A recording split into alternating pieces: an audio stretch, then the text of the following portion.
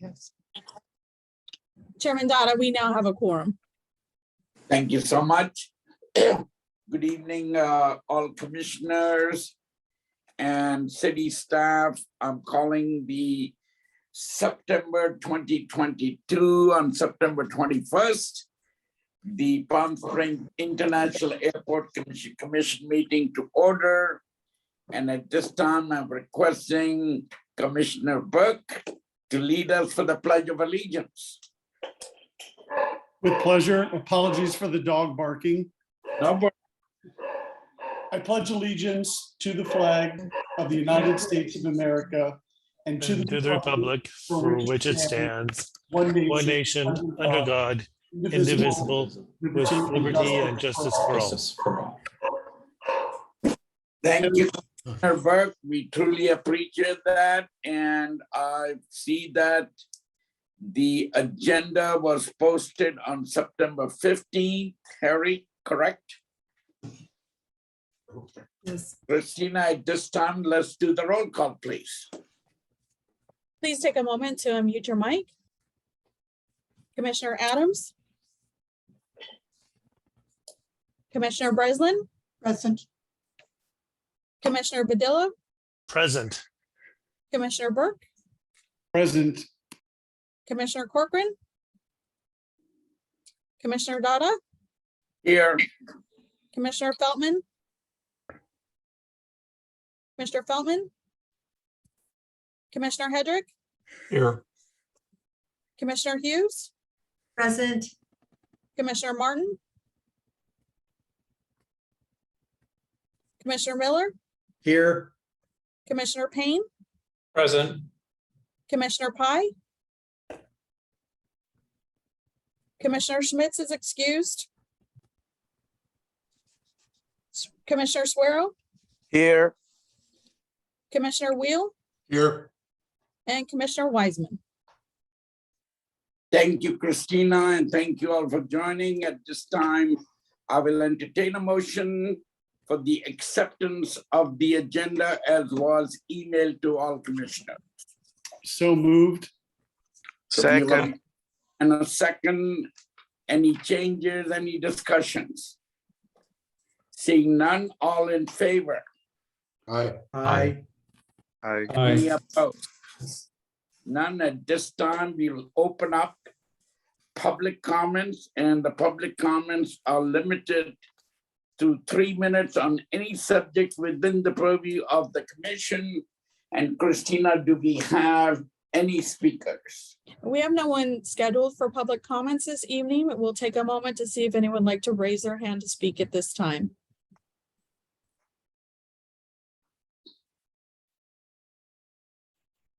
I don't see any show of hands. So we will at this time close public comments and move on and entertain a motion to approve the minutes of our July 20th, 22 meeting.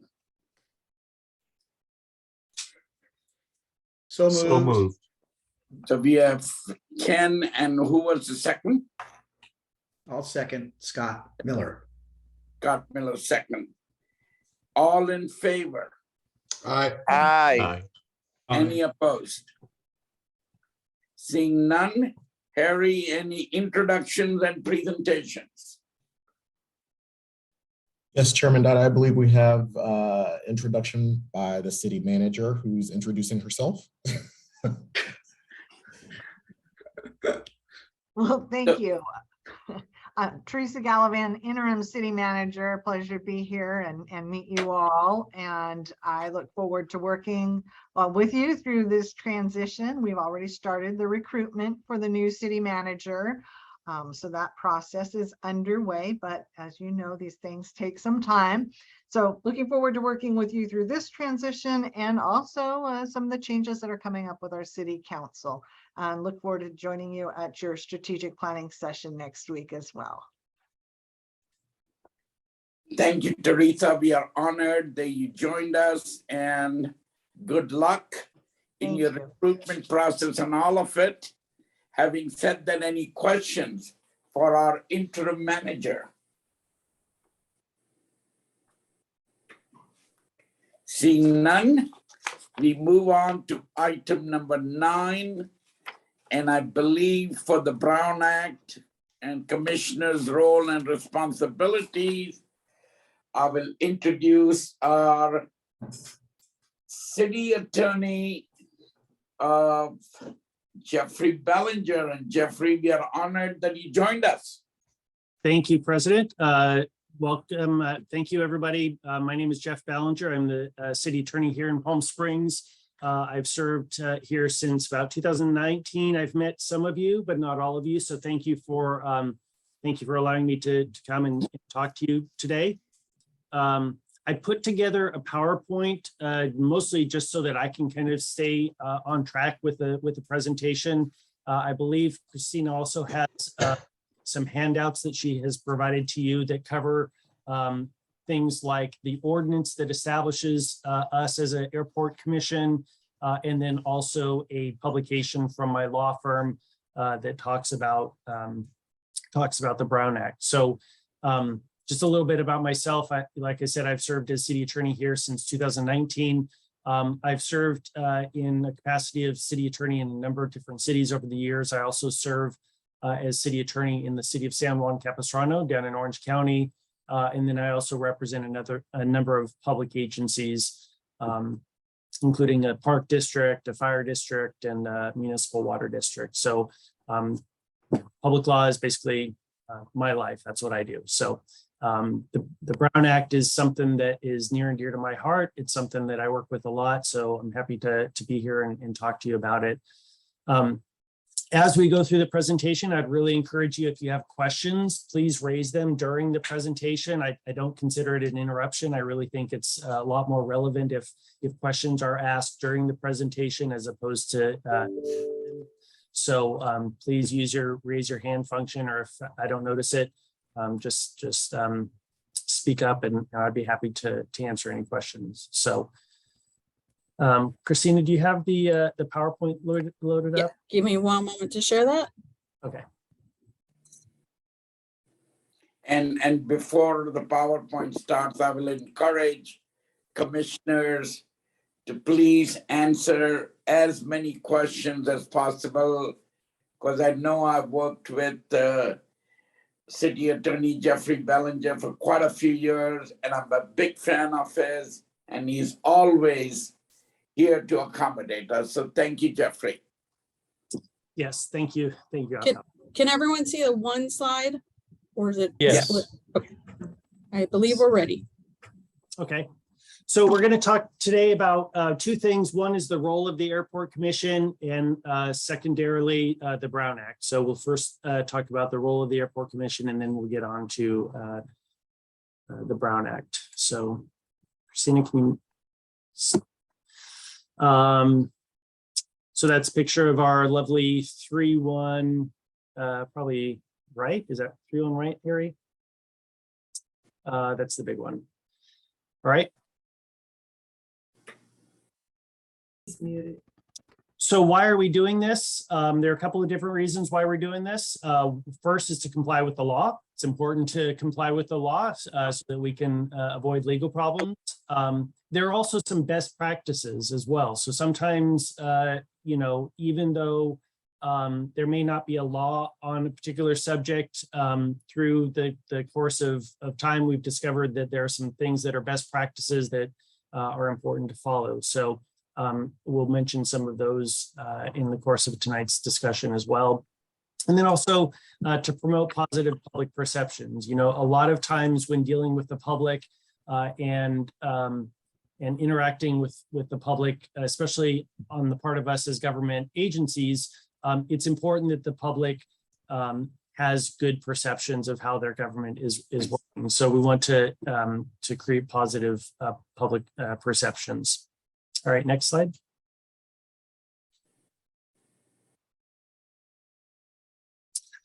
So as I mentioned, Christina provided to you a copy of our ordinance. Our ordinance is available online. Our city's entire municipal code is online. If you go to the city's website, you can find the entire municipal code, which also deals with not only our airport commission, but also all of the other commissions and various laws that the city council has adopted over the years.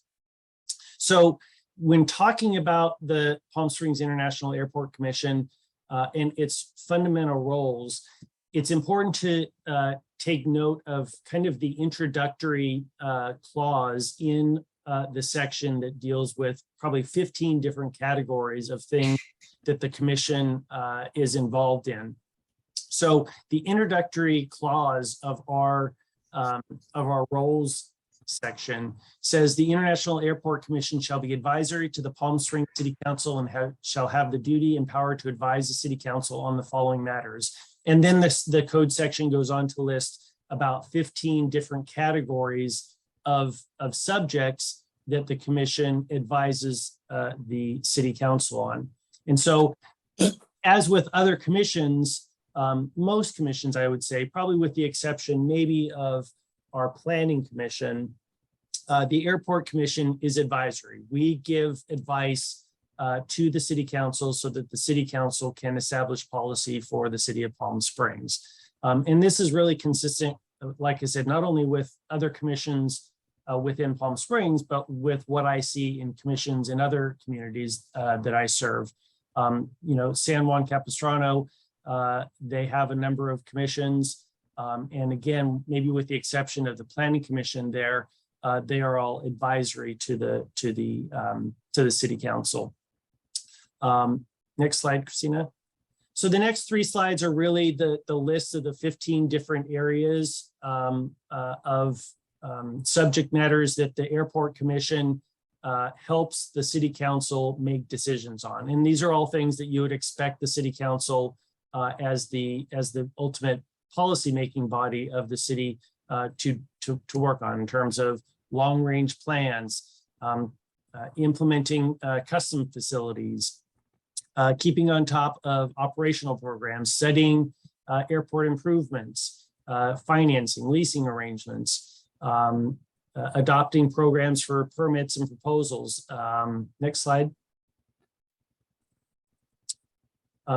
All of these things are things that the airport commission assists the city council in operating the airport.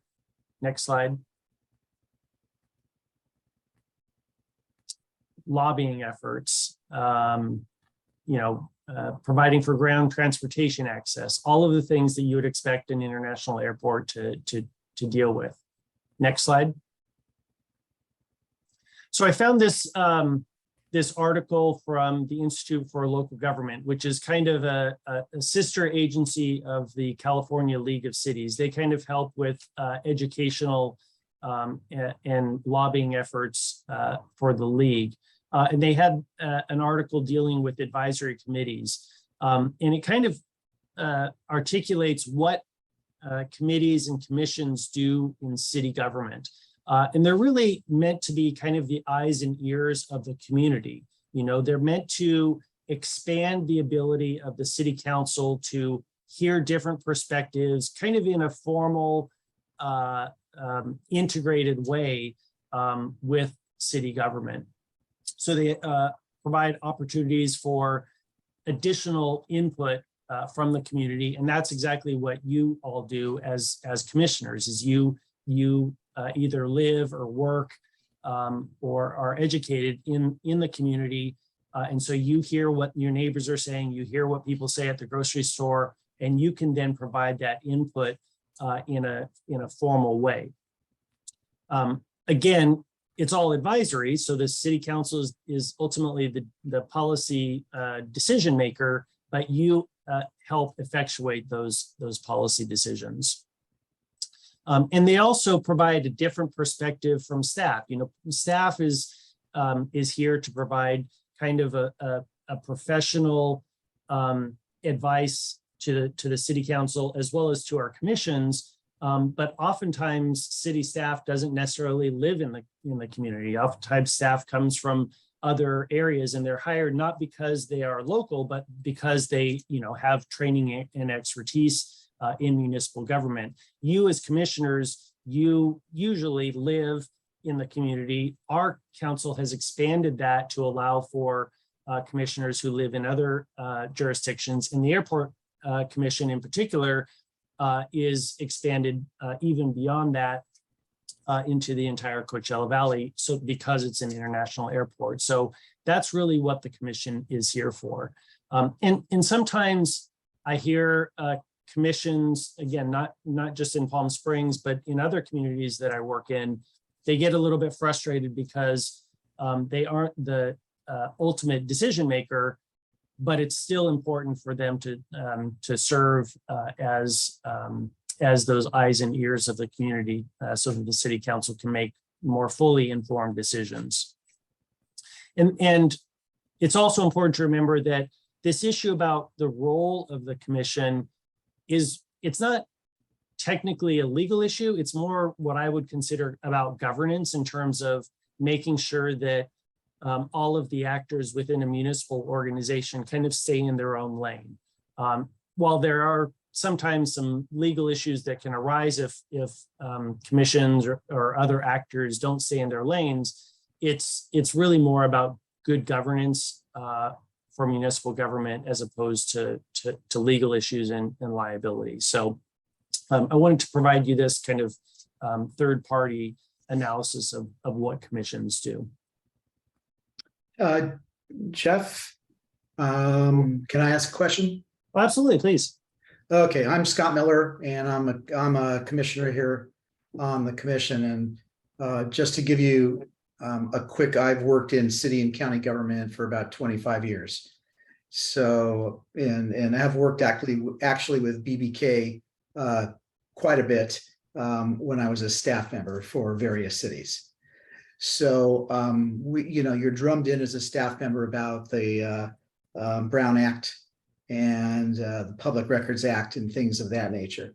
So the first thing is that I wanted to double check with you was that even though we're quote advisory in the presentation and stuff, under state law, we're a legislative body.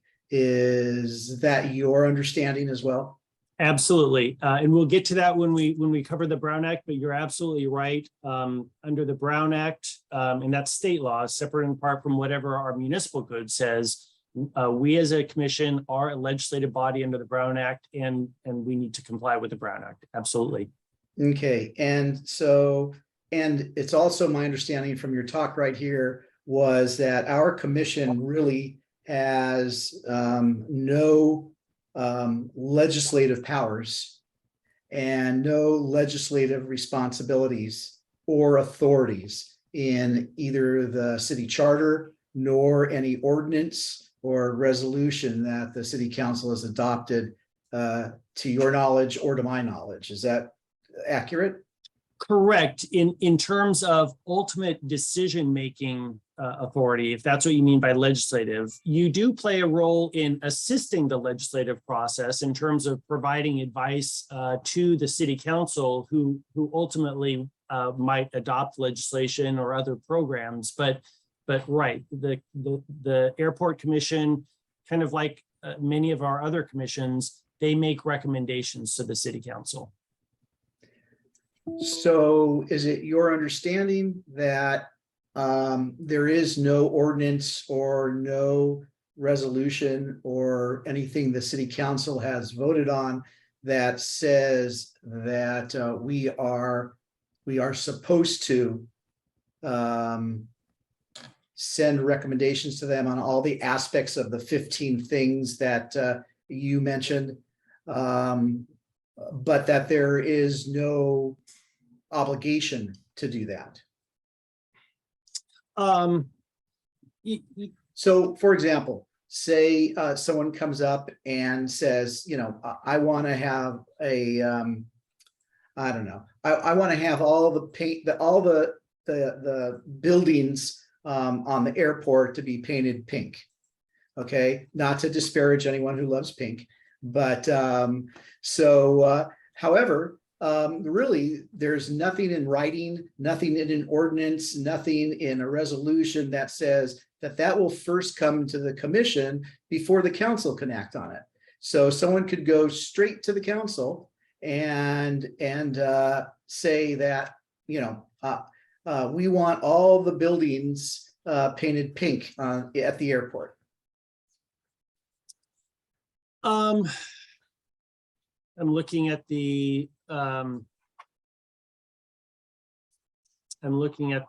categories. I will say this, we could probably fit that issue into one of the 15 categories that the commission is charged with making recommendations to the city council on. That said, the city council is the one who created the airport commission, just like they created the planning commission and the arts commission. And so there is this theory under the law with legislative bodies, it all the way from the state legislature down to city councils, that kind of what the legislative body giveth, they can take away. And so oftentimes you will see legislative bodies, even though they have commissions, they might take up a matter without necessarily referring it to the commission. And sometimes it causes, consternation on the part of the commission, because the commission says, gee, why am I here? That's the ultimate, authority of a legislative body, is if they create a commission, they can kind of take away decisions from them. Again, it's legal. It sometimes causes friction, but it's something that is allowed. Okay, well, then I'm mistaken. I thought that the city charter created the airport commission, and the charter is adopted by the voters of Palm Springs. Am I incorrect in that assumption? I'm not sure if the charter creates the airport commission. Well, in the materials that I got when I first became a commissioner, one of the things is the city charter. And in the city charter, it says there shall be established an airport commission. I'm not an attorney, and I just wanted to get my facts straight. There is an ordinance in our municipal code that creates the airport commission, and that's chapter 216. I know that our charter authorizes the council to create commissions, but I don't believe it creates an airport commission. It creates a planning commission. It creates a rent control commission, and it creates the board of library trustees. I'll confirm that, but I've never found a charter provision that creates the airport commission. Okay, I'll have to. Unfortunately, I didn't bring that huge book that they gave me when I first became a commissioner with all of the old and new ordinances and charters. So let me check that as well. Maybe and if you have it, please email it to me. I'd be interested in seeing it. Sure. Okay, so that's the questions I have for now. Okay, thank you. Next slide. So along with the issue of kind of roles, a lot of times the question is, how do items get on your agenda? And the answer is generally the agenda is put together by city staff, the city manager's office, oftentimes in this case with a lot of input from the particular department, in this case airport. And we put that on the agenda based on direction and the policies that are established by the city council. So if city council has indicated that, we're interested in coming up with a master plan, then staff will work on putting those agenda items together that implement that and get a master plan put together so that you can see it, review it, and make a recommendation to the city council. Some city councils will adopt a specific process for putting things on the agenda. Some cities will have, for instance, a requirement that maybe a majority of the legislative body needs to approve something getting put on the agenda that is requested by one of the members of the body. That way you don't end up with maybe one or two members of the body constantly asking for things to be put on the agenda where you don't have even a majority of the legislative body who's interested in talking about or considering a particular matter. And so at least at the city council level, we have a process where at the end of each meeting, the council can ask whether their colleagues want a particular matter to be brought back to a future agenda item. Is there, Jeff, is there anything for commissioners? Any process for commissions? I don't know, Harry, have we adopted bylaws that implement a process, or Christina, do you know? We do not have any bylaws for the commission right now. So generally, anything that the commission would like to bring, they would in theory collaborate with the council, and then the council would refer to the airport to take up that issue. One of the projects that Justin Clifton started before he left was trying to create some consistency among our different commissions in terms of the bylaws and procedures like that. And so I think that that process is likely to continue going forward, and we'll see some consistency so that each of the commissions will have that type of thing kind of memorialized in a type of policy. Yeah, This is Commissioner Payne. How would that, Jeff, where are we with that process? What's written down? Teresa, how far are you away? 80%, 10%? How do we find out where we are with that?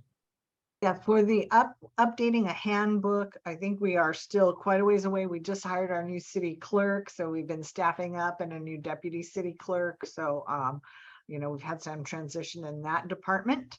So that is a renewed effort, and I don't have an exact timeline, but it is a priority that we provide that kind of information. And again, like City Attorney Ballinger said, we're trying to align and make sure that our commissions are aligned with our council priorities. And I think the strategic planning work that you're going to be doing, and, you know, whenever there is a question, to make sure that we, like you said, like Harry said, we're chatting with the council to make sure we're bringing forward items they want the commissions to work on. How would we participate in the creation of the bylaws? I guess the concern or issue or interest is don't want to get surprised by a bylaw, correct? So how do we find out what's being proposed and then influence that if there's something we would like to see as a commission? Yeah, I imagine that there will be continued communication moving forward as to where we are in the process and the processes that we are proposing in the draft of the updated plan. Are there certain things in particular right now that you have question about? Well, you know, honestly, there hasn't been any communication. So this is kind of the first communication that I've been aware of. And I've been on the commission for a year. So I guess my request would be to the commission through Chairman Dada and Vice Chair Cochran, you would let us know what's being considered and give us the opportunity to tweak or change or add things as appropriate, understanding your desire to have some consistency across all commissions.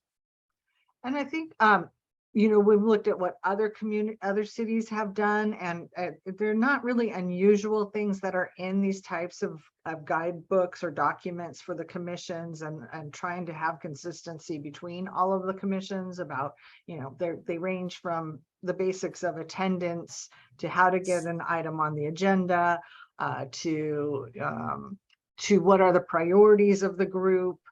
So, I mean, there's some basic things that are pretty standard.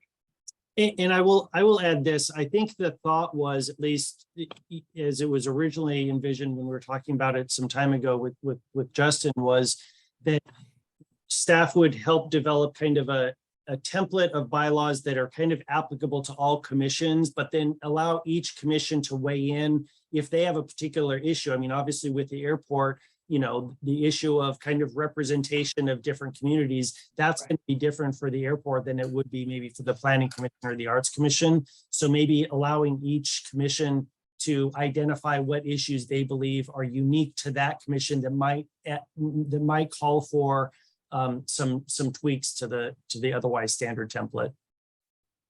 Well, I'm going to add to Commissioner Payne. He's correct. There was no communication with us as a commission. regarding that. The first time we found out that something like this was going on was at a council meeting when something was presented to the city council.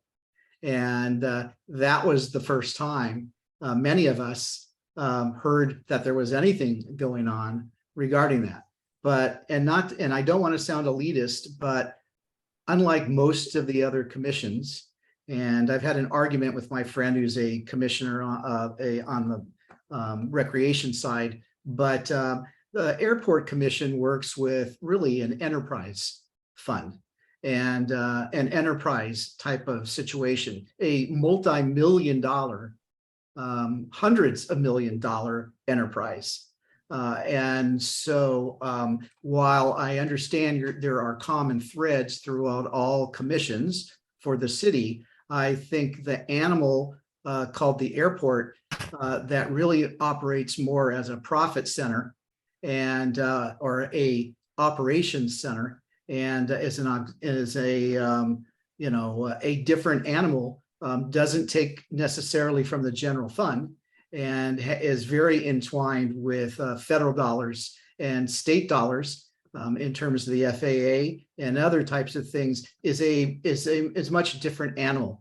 And so I think as you move forward into these bylaws, I think there needs to be consideration that our commission has a lot more necessity for detail than maybe some of the other commissions. And that's not to pound our backs or to say we're better or anything like that. That's not at all, because the Arts Commission is as important a feature to residents of Palm Springs as the airport maybe, but it is a much different animal.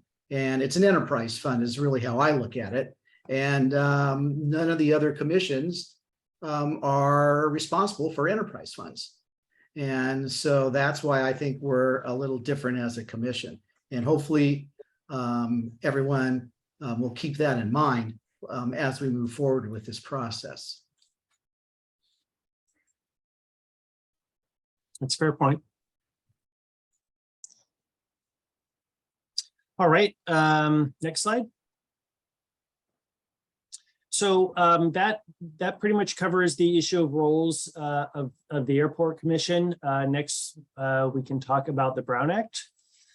So a couple of key terms to remember in terms of the Brown Act. The Brown Act applies to local public agencies. There's a separate open meeting law for state agencies. The Brown Act is the one that applies to us. It only applies to legislative bodies. As Scott mentioned earlier, we are a legislative body under the definition of Brown Act, and I'll show you what that definition is later. And then it only applies to meetings of those legislative bodies. So we'll go over each of these definitions in turn. So next slide, please. So the overall concept of the Brown Act is that meetings of legislative bodies will be open and available to the public so that they can participate. The Brown Act was adopted back in 1953 after a series of articles ran in the San Francisco Chronicle.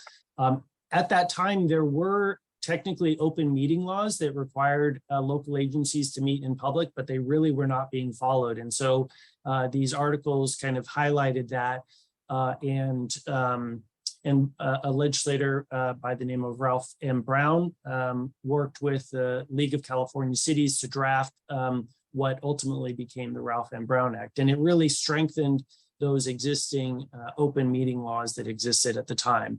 And so the idea here is allowing the public to participate and be aware of how decisions are being made by the leaders of their local public agencies. And it does that by fundamentally requiring the meetings to be open to the public, and then also notifying the public ahead of time what's going to be discussed and acted on at those meetings so that members of the public can decide whether they want to attend and participate in the meeting or stay at home and watch their favorite television show at night. Next slide. So the first term, local agency, it includes a county, a city, whether general law or chartered, we're a charter city, or any board, commission, or agency thereof. It also includes some private entities if they walk like a public agency and talk like a public agency, but for our purposes, it applies to the city of Palm Springs. We are a charter city, and so it applies to us. Next slide. It applies to meetings of legislative bodies, and we'll talk about the different variations of legislative bodies in a second, but it applies to meetings. And the Brown Act defines a meeting as any congregation of a majority of the commission at the same time and location, including teleconferencing, which we now allow, to either hear, discuss, deliberate, or take action on something that is within the commission's subject matter jurisdiction. So the Brown Act used to say that a meeting was any congregation of a majority of the commission where they take action on something. And so what ended up happening was, unfortunately, some legislative bodies were holding meetings where they talked about something, but they didn't actually vote on it. They didn't actually take formal action on it, but it was pretty much all but a done deal. And so the Brown Act was amended to include other actions, including hearing, discussing, or even deliberating on something. And so if any of those things happen, then it's a meeting. And again, it's any of those items, not all of them, but any of them. So for instance, we've had situations where a majority of a legislative body wanted to go to an event that was being put on by the city to gather public input. The legislative body members were not necessarily being asked to talk or provide input, but they were just literally going to listen to the public and hear input. And it's my opinion that because of the definition here, that would be a meeting of that legislative body, even if none of them say anything, even if none of them deliberate and talk amongst themselves, they are hearing the same thing at the same time, and it's within their subject matter jurisdiction.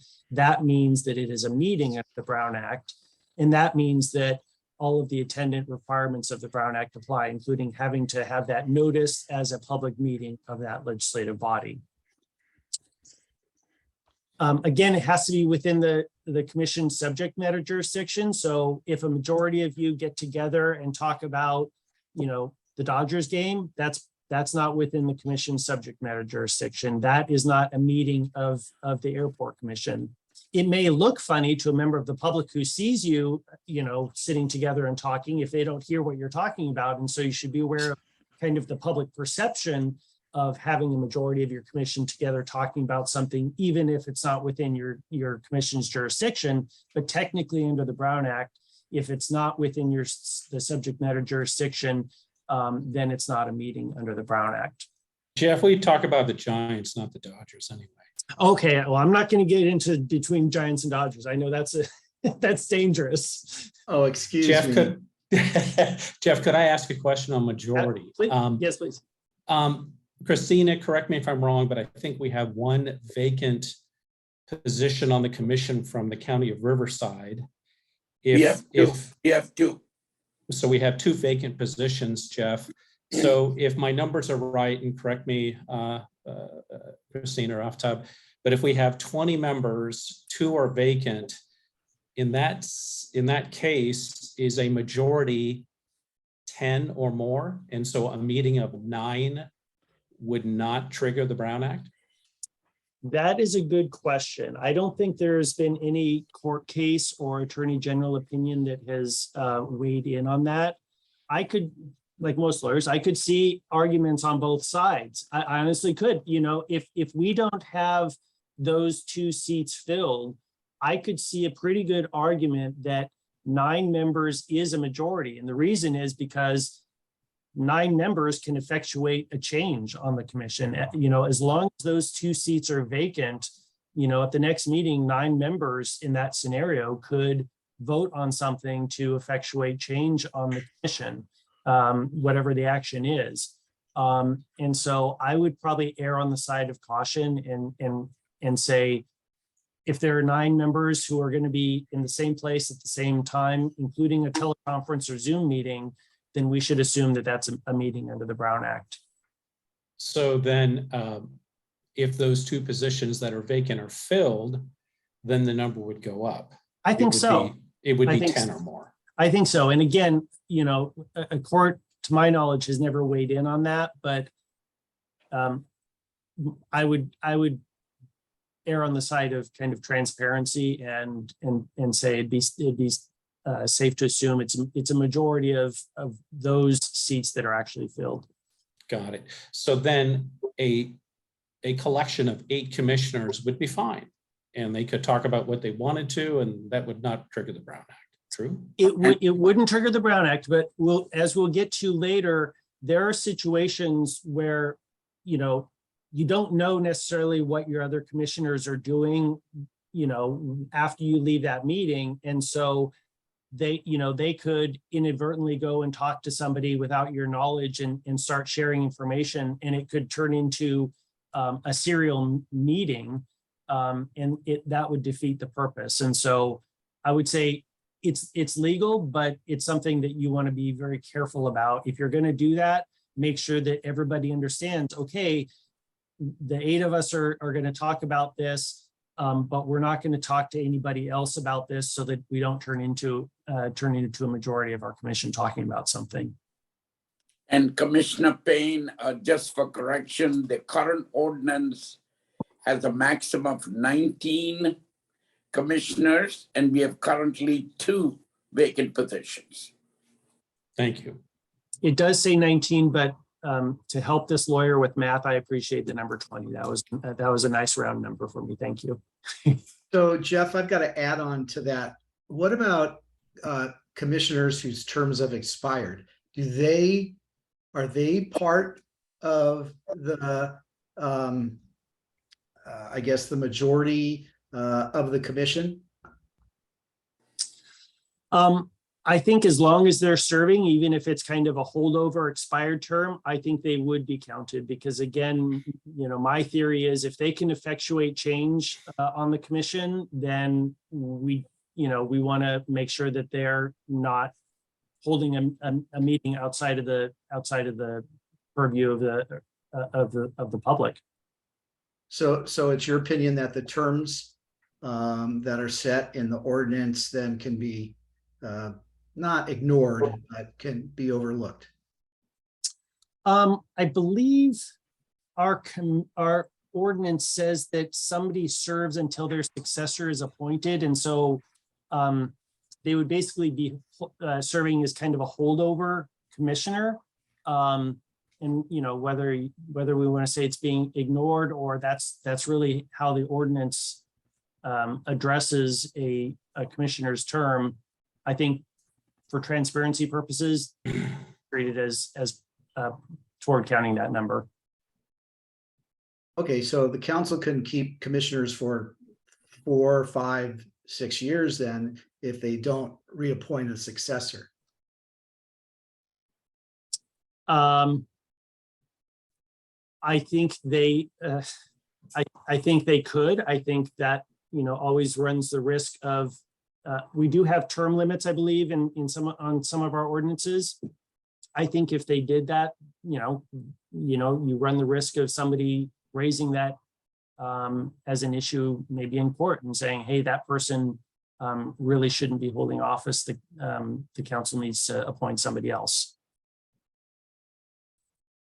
That's a separate issue really from the Brown Act. I know the issues come up and has been an issue, but it's a little tangential to the Brown Act at this point. Well, yeah, I was just trying to figure out what a majority is and who's eligible as a part of that majority.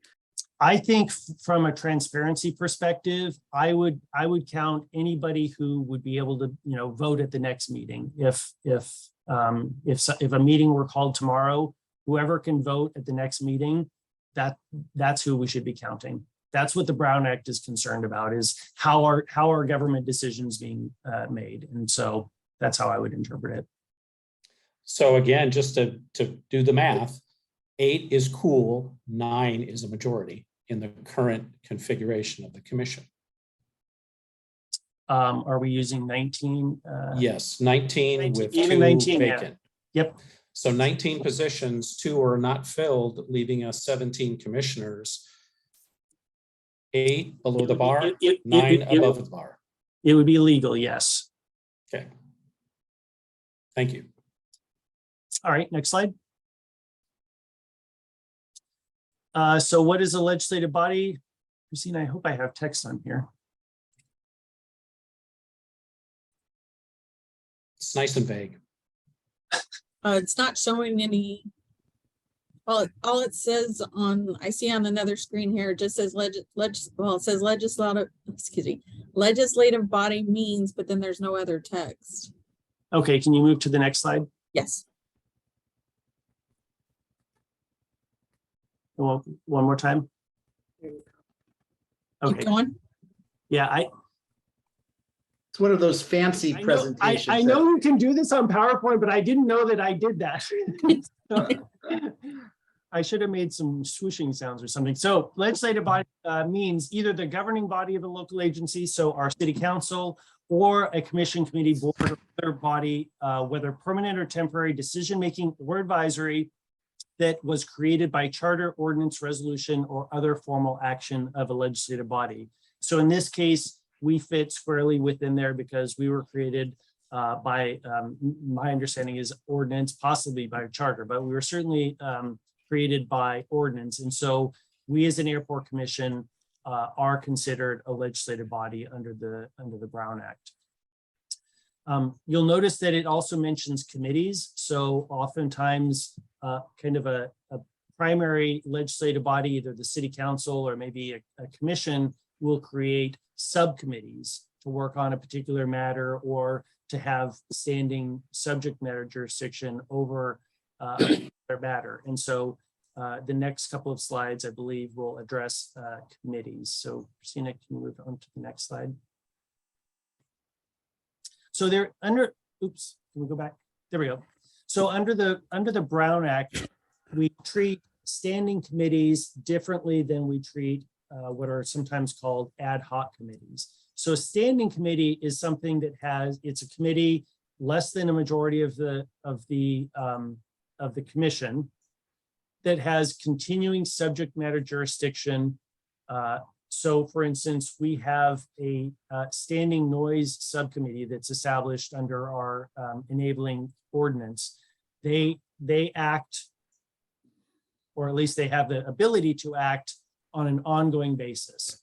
They're not created for a specific issue for a specific time period, which is kind of the definition of ad hoc, which we'll see next. Standing committee basically exists,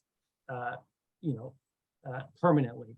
The city council has established a finance subcommittee, which is really their one standing committee at this point. A standing committee under the Brown Act is subject to the Brown Act. And so even if it's less than a majority of the commission, if that subcommittee has continuing subject matter jurisdiction, they need to be treated as a legislative body. That means they've got to notice their meetings, they need to have open meetings, they need to allow for public comment, all the things that we as a commission or our city council do for their meetings. So contrast that with the next slide of an ad hoc committee. Under the Brown Act, an ad hoc committee is not subject to the Brown Act if they meet this definition. If they're advisory only, in other words, they don't make a final decision. If it's less than a majority of the legislative body, if it only consists of members of the legislative body, here are the commission members, and it exists for a short time period, a defined time period to accomplish a specific task. So sometimes, maybe our city council will establish a subcommittee to work on a particular ordinance, vacation rental ordinance. They'll establish an ad hoc subcommittee to work on that particular item. Sometimes the planning commission will establish an ad hoc committee to review a specific project and provide feedback to that specific development project. So theoretically, the airport commission might create an ad hoc committee to work on a specific defined project with kind of a defined time period and then report back to the commission. But again, it has to meet all of those elements. It needs to be advisory only, has to be less than a majority of the commission. It can only include commission members. So sometimes the legislative body will create what they think is an ad hoc committee in terms of maybe a less than a majority of their main fee. They'll say it's only for this discrete project, it's only for a discrete time period, but then they say, oh, and we want the city manager to serve on the committee, or we want 3 members of the public to serve on the committee. If that's the case, then it's not technically an ad hoc committee under the Brown Act. And in that case, it would be subject to the Brown Act. But if it otherwise meets the definition or all of these elements, then it's not subject to the Brown Act. And the idea here is, if it's really only a recommending body, then at some point, when that recommendation gets to the main body, it will be subject to the Brown Act, and the public will have an opportunity to weigh in and provide input and participate in the ultimate decision. Jeff, what is your sense of short period of time? Is that less than a year? That's a very good question. The Brown Act does not define what that time period is. I usually use 1 year as kind of a rule of thumb, and I've heard other cities use that time period as well. But theoretically, it could be longer. You know, if you've got kind of a big issue, but you want to be able to chew on it for a while, it might be longer than 1 year. But I think 1 year is probably a good rule of thumb. Great. And so here's the $64 question you came to answer. Would the upcoming 27th offsite for the commission fall under the ad hoc committee rules? Seems to me. What matter is it? The September 27th offsite that's going to be held at the city council for the commission next week. Commissioner Payne, it's not less than the majority of the commission. Yeah, we have a quorum. We have a majority for that meeting. We have 16 commissioners attending. Okay, fair enough. But I do want to add on, I'm confused. We really don't have, at least in my thought, is that we have committees for the commission, and they meet almost all of these criteria. There's no real standing committee except for the noise committee, which is part of a separate, completely, it's not only required maybe by our ordinances, but it's required by the FAA. So, but our commissions are advisory only because we are an advisory body. The subcommittees are even more advisory because they don't do anything without the commission, meeting. They're less than a majority of the commission. So I think the largest one has 7 members. I might be wrong about that, but I think Chairman Dada, there's one, the largest one is 7 members, if I remember correctly. They're only commission members, as part of those, exist for a short period of time. Well, they meet on an ad hoc basis. So there's no set times and places every month. The meetings are set periodically when Christina can get a majority of people together and can get a quorum. It exists for a year because after that 1 year, the committee kind of goes poof, and then the new chair of the commission can appoint members to those committees or may not decide they need a committee. So it's up to the chair, I guess. They dissolve upon completion of the task. Well, that's the kind of the confusing thing, because I don't know how necessarily that plays into the commissions, because they are broken down under specific subject matters, but there's no specific tasks for them per se. The only one that really you could say is that every budget, the Finance and Budget Committee meets to go over the budget with staff, and then but that goes to the full commission for any sort of action or recommendation to the council. So what would that be? So what would the committees or the subcommittees of the commission be then?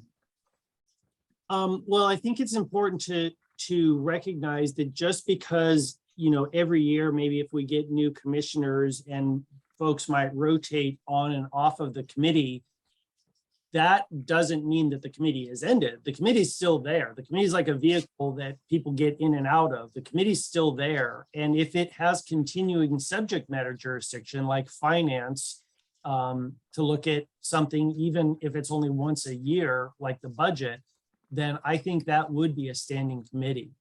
And Jeff, I fully agree with you. And those are the committees that we have with specific chairmen, which we have the marketing committee, the finance, the noise, the budget, and I believe operations. So Jeff, so in your opinion, then that those are all standing committees, even though there's no action by the commission to make them standing committees? It sounds like it. In other words, I don't, what the commission has called it is not as important as whether they meet the definition of an ad hoc committee or definition of a standing committee under the Brown Act.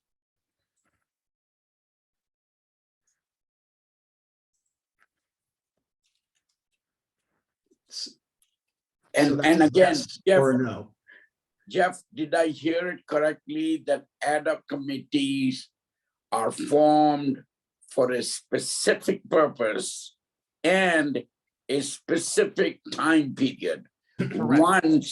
Once that task is completed, that committee is dissolved. Correct. So you know, the commission may appoint a committee of 5 commissioners to work on branding, and you say we're going to work on the branding issue. That's going to be your project. You know, we know the branding issue is going to be, you know, whatever, 8 months long to come up with a recommended branding program that the committee is going to recommend to the commission. And then that committee is going to dissolve. That would be assuming it's less than a majority and you don't have other people on that committee. That would be an ad hoc committee. You can call it whatever you want, but that's an ad hoc committee under the Brown Act, and it doesn't need to comply with the Brown Act. You could, if you wanted to, you could still notice it as a meeting, but it's not legally required to be noticed as a Brown Act meeting. And I think I'm very crystal clear with all the stuff you shared with us. Any other commissioners have any questions or ambiguity that Jeff can answer? Are we at the end, Jeff? Is this your last slide? This is the end of the discussion of committees, ad hoc committees and standing committees. So how does the commission meet other than closed session in a non-public forum? So it sounds to me like the only way the commission can meet is invoking closed session. If it has a topic that meets that criteria. Yeah, as long as we put it on the agenda, a closed session, and if somebody wants to enact that closed session, that's when I believe the public and neither the staff can participate. Yeah, John, I would say anytime you have a majority of the commissioners who are getting together to talk about or listen to something that's within your subject matter jurisdiction, unless it falls within the definition of a closed session, then it needs to be public. And as we'll talk about later under the closed session topics, even if it qualifies for a closed session, that still needs to be listed on the agenda so that the public knows, hey, a majority of our legislative body is getting together to talk about a closed session item, and there are different descriptions. Sure, no, that makes sense. Understood. Okay, I await getting to that point in your presentation. Okay. Thank you. Christina, next slide, please. So again, once we've decided or we've discovered that we've got a majority of the legislative body that is congregating to hear, discuss, or deliberate or take action on something within our subject matter jurisdiction. What does that mean? It means we need to post an agenda and we need to stick to that agenda. And again, this goes to the concept of allowing members of the public to know whether they want to go and participate in the meeting and hear what's going on, or provide public comment, provide written comment, whatever that is. The public gets that opportunity to know what's going to be discussed at the meeting. And the stick to it part means if we say we're going to be talking about a branding program, then we can't start talking about repaving the landing field or the parking lot. We have to stick to what's on the agenda, because otherwise the members of the public are deprived of that opportunity to weigh in on the issue of the repaving project. The notice needs to be posted at least 72 hours in advance of regular meetings and at least 24 hours in advance of special meetings. So a regular meeting is basically those meetings that the commission has established are going to be our regular meetings, once a month. Some legislative bodies have 2 meetings a month, whatever it is. The ones that are established ahead of time, those are your regular meetings. Occasionally something will come up and a legislative body needs to hold a special meeting. The law allows for less notice, only 24 hours notice for special meetings. There are also other types of meetings in terms of meetings for emergencies and dire emergencies. Those were added after 9/11 that provide for or that require even less than 24 hours notice, but you still need to try and provide notice to the press of those emergency meetings. The other element of an open meeting of a legislative body is the public's right to comment. So under the Brown Act, the public is afforded 2 different types of right to comment. The first is the right to comment on those things that are listed on the agenda.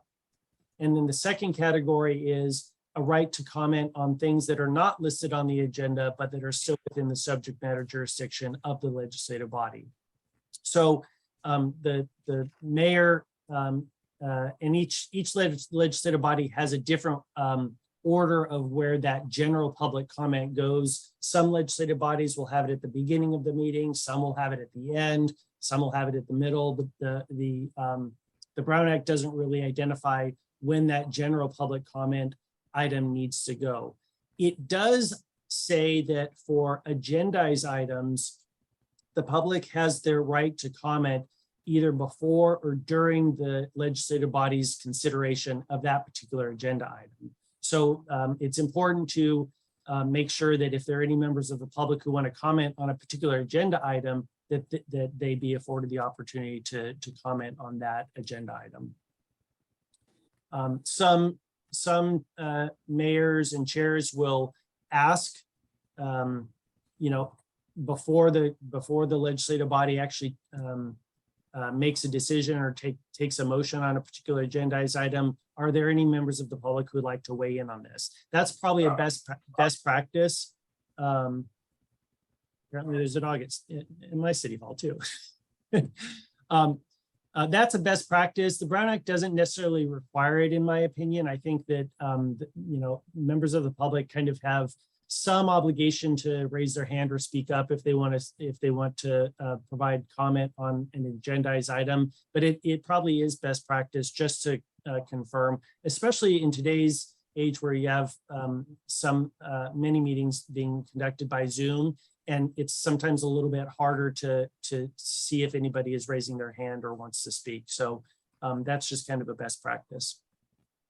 What kind of rules govern dialogue? So a member of the public says, I have a comment on XYZ, and then what rules apply to, let's have a dialogue.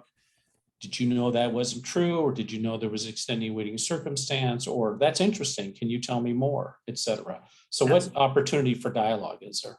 That's a really good question. A lot of times there's a misperception that the Brown Act deals with those issues of kind of,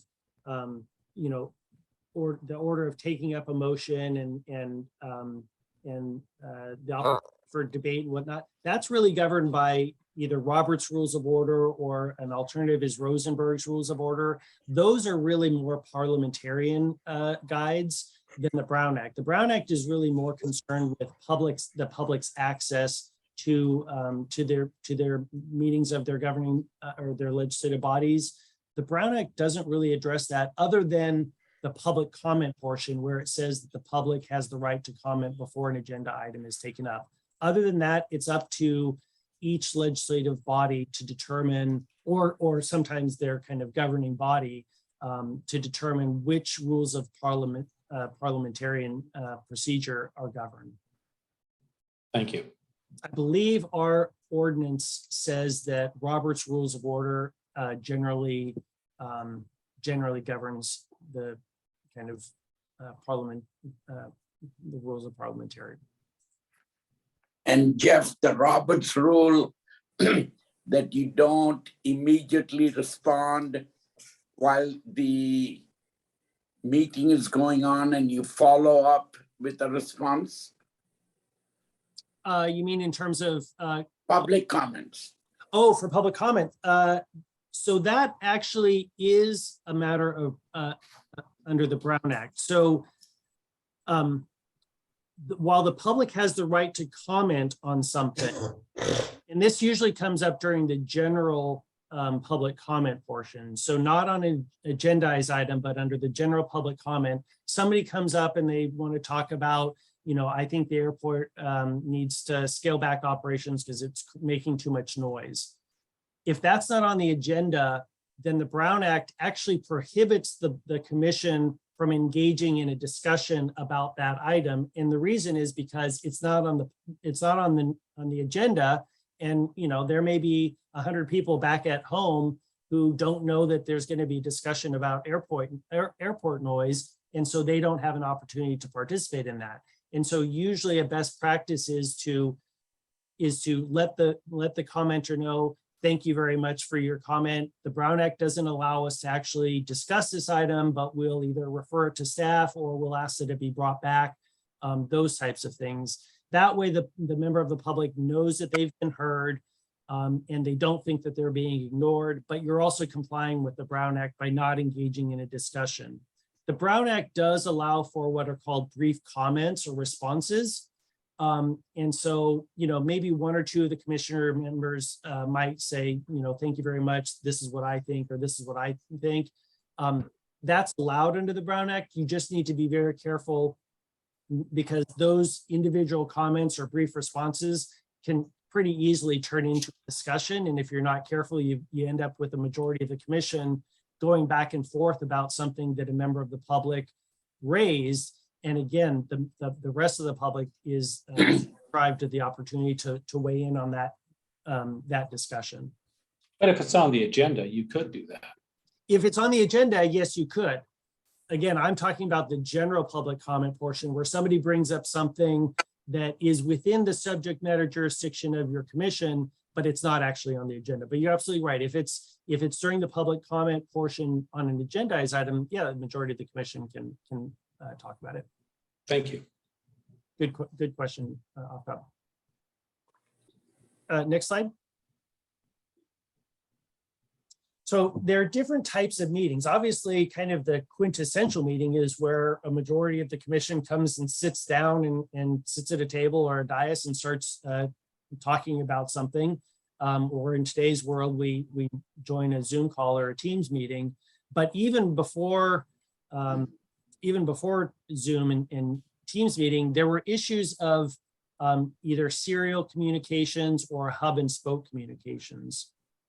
So the Brown Act recognizes that even aside from maybe a physical sit-down meeting in the traditional sense, there can be a de facto meeting that occurs outside of that context through the use of either communications by commissioners, intermediaries of commissioners, or through the use of technology. And if those things are used to try to develop a collective concurrence, the Brown Act says that that's a meeting, and if it's not properly noticed, then it violates the Brown Act. So direct communication, if we can go to the next slide, Actually, I think it's before. I'll give some examples of direct communication. So direct communication is one commissioner talking to a second commissioner, and then that second commissioner talking to a third commissioner and sharing the information from the first commissioner, and then so on and so on. You know, with a commission as large as ours, it might be harder to create a meeting of a majority of our commission, but on a 5-member board, that can pretty easily occur with just three legislative bodies. So that's kind of a direct communication. Could you go back, Christina, one slide, please? The other way is through intermediaries. So if you have one person, so maybe an applicant, could you go back 2 slides? There you go, intermediaries. So if you have maybe an applicant for a project or a vendor for a contract going to multiple commissioners and trying to develop a concurrence, either you know, among those commissioners saying, hey, I heard Commissioner A thinks such and such, what do you think? Going to a second commissioner and saying, Commissioner A, B thinks such and such, what do you think? And trying to develop basically a decision outside of a traditional meeting, that would be considered a meeting under the Brown Act. And if since it's not noticed, that would be a violation of the Brown Act. And then finally, through technology, again, even before the pandemic, oftentimes you would have an email that goes to a majority of the commission. And if it's replied to all, and you're talking about the substance of a potential decision, then that looks like a meeting because you're effectively coming to a decision or trying to come to a decision outside of a publicly noticed process. And so the Brown Act and even Attorney General opinions have concluded that that use of technology is a meeting under the Brown Act and really violates the public's right to participate in the decision-making process. So be careful about technology. So I think that goes to the next slide then. So when using emails or even texts, don't reply to all, you know, in terms of the substance. Courts have said that communication to a majority of a legislative body is okay. So sending an email to the entire commission saying, hey, I'm not going to be able to make the next meeting, or hey, here's some information that I received about a particular agenda item that's coming up. Just sending that to a majority of the commission doesn't violate the Brown Act. What does violate the Brown Act is then if you just CC all of those commissioners and then somebody starts weighing in on the substance of whatever was attached or whatever the agenda item is, that starts looking like a Brown Act violation. Because again, you're starting to make a decision outside of the view of the public. So a lot of times when I'm sending what I want to be a one-way communication to a majority of my legislative bodies, whether it's council or commission, I'll BCC them. That way they can't reply to all. It truly is a one-way communication and they're electronically incapable of replying to all and starting a discussion about it. So Jeff, just to clarify, so it's not against the Brown Act for commissioners to have each other's email addresses? Nope. And it's not against the Brown Act then for us to, if we have information from somebody for something, that we send a one-way communication to the rest of the commissioners regarding that item? Correct. It's not a violation. I would say it's a best practice to BCC them, and it's a best practice not to take a position or make a commitment on the substance of that. So if you received some material on something that you think the commission might consider relevant for an upcoming agenda item, you can send it to them. I would recommend you BCC them and you just say FYI, or you say, here's something for agenda item 3 that I received, and not, not weigh in on it and not invite any feedback. Those are the best practices, but it's not in and of itself a violation of the Brown Act to send it to them. No. Okay, and thus, even if it's something that's not tangentially related to it's tangentially related, but not necessarily related, it's all right to send. Correct. It's okay to send, and even if it's not related to an upcoming agenda item, if it's within the subject matter jurisdiction of the commission, even if we don't have even if we don't plan on bringing something forward that it relates to in the near future, it triggers these kind of best practices because, a majority of the commission may get that and say, hey, we want this put on the next agenda, or we want this put on the agenda in 6 months, and it becomes an agenda item. It's really a matter of whether it's within the subject matter jurisdiction of the commission. Okay, thank you. Next slide, please. So these are the different types of de facto meetings that can occur outside of the quintessential meeting. You've got individual commissioners talking to each other and sharing information. That starts looking like a meeting is occurring. Or if in the scenario toward the bottom, you have one person acting as an intermediary, talking to multiple commissioners and sharing information. It's important to note that the Brown Act does say that that individual identified as X has the right to go and talk to multiple commissioners or council members and hear what their view is, and even share what the view of that person X is, and try and influence that member of the legislative body. What becomes a problem is when that person X starts saying to maybe Commissioner A, here's what Commissioner B thinks, and trying to influence the decision based on sharing of that information from Commissioner B or Commissioner C. That's when it starts looking like a collective concurrence is being developed, and that's when the Brown Act says that can't occur outside of a notice public meeting. Next slide. This is just another variation of the hub and spoke. Next slide. So it was mentioned closed session. So the Brown Act's general premise is local agency decisions need to be made in public. The Brown Act does recognize that there are sometimes institutional or maybe privacy interests that are at stake in decisions, in which case the legislative body, it would be appropriate for them to meet and discuss and sometimes even take action in closed session outside of the view of the public. The three primary ones are significant exposure to litigation, initiation of litigation, and real property negotiations. There are actually probably another dozen or 2 dozen other ones, but these are the primary ones.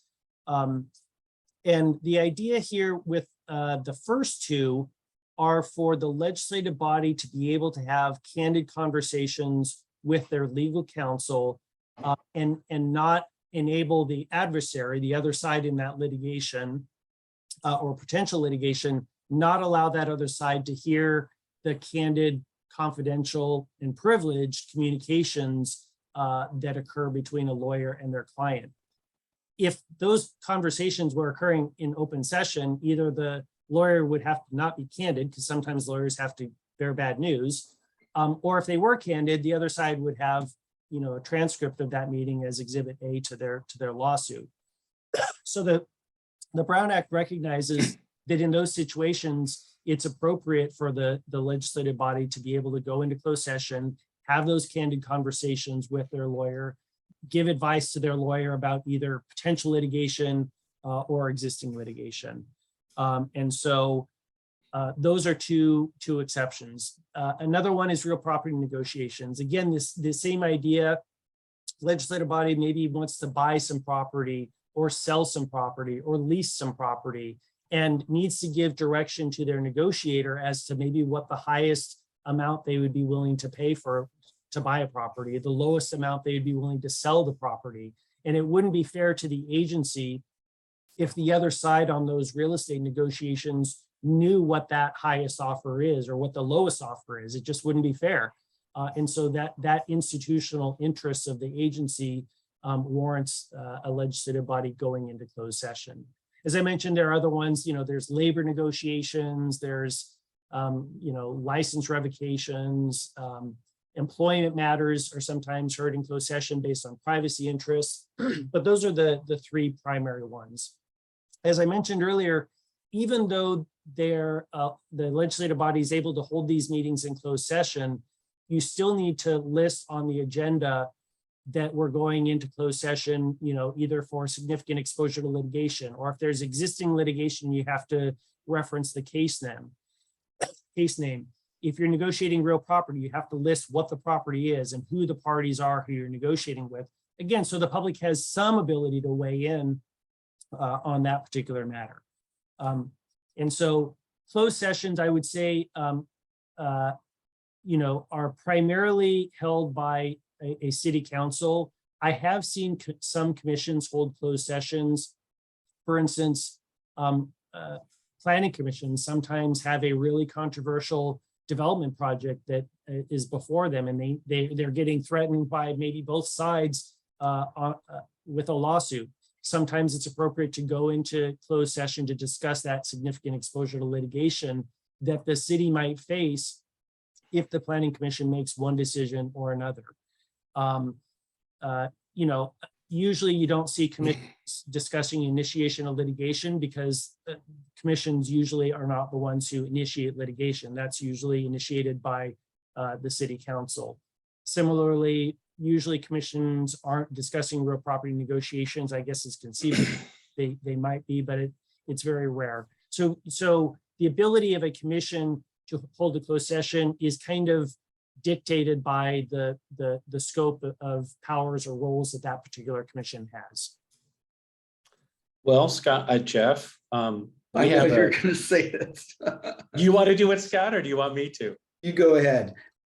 So, Jeff, we have a potential situation with litigation, don't we? So what would be the process to have that discussion? The process would be to obviously talk to Harry, Christina, myself, and find out what the purpose of the discussion is. And I'm not saying have that discussion here, but identify what the purpose of the discussion is and see whether it falls within a closed session, keeping in mind kind of what the scope of the commission's roles and responsibilities are. I'll say, just the commission doesn't initiate litigation. Yes, but we're supposed to advise the council, and you've made that pretty clear.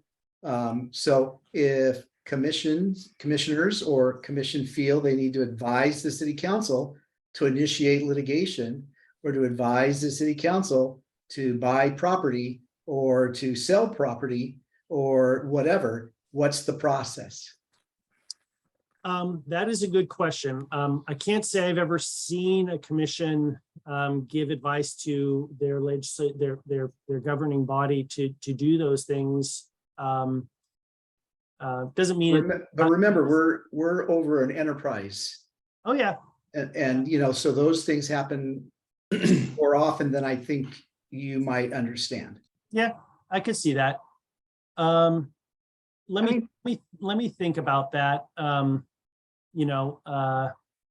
certainly in the process of master planning, you may identify things like property, not necessarily specific parcels, but the need for expansion and things like that would come out. And that's one way to advise the city council of the plans that you all think they should be taking, and give them recommendations. That's a little different than what you were specifically asking, but it is an avenue to use to bring those things to council's attention through master planning when it comes to property. So I'm still looking for my process. Sorry, Jeff. Next steps, step 1, 2, 3, 4. Well, can you walk me through it? Yeah, I would say talk to Harry, talk to me. Let's include Christina, and have that conversation in terms of what the purpose of the discussion is. See if it fits in there.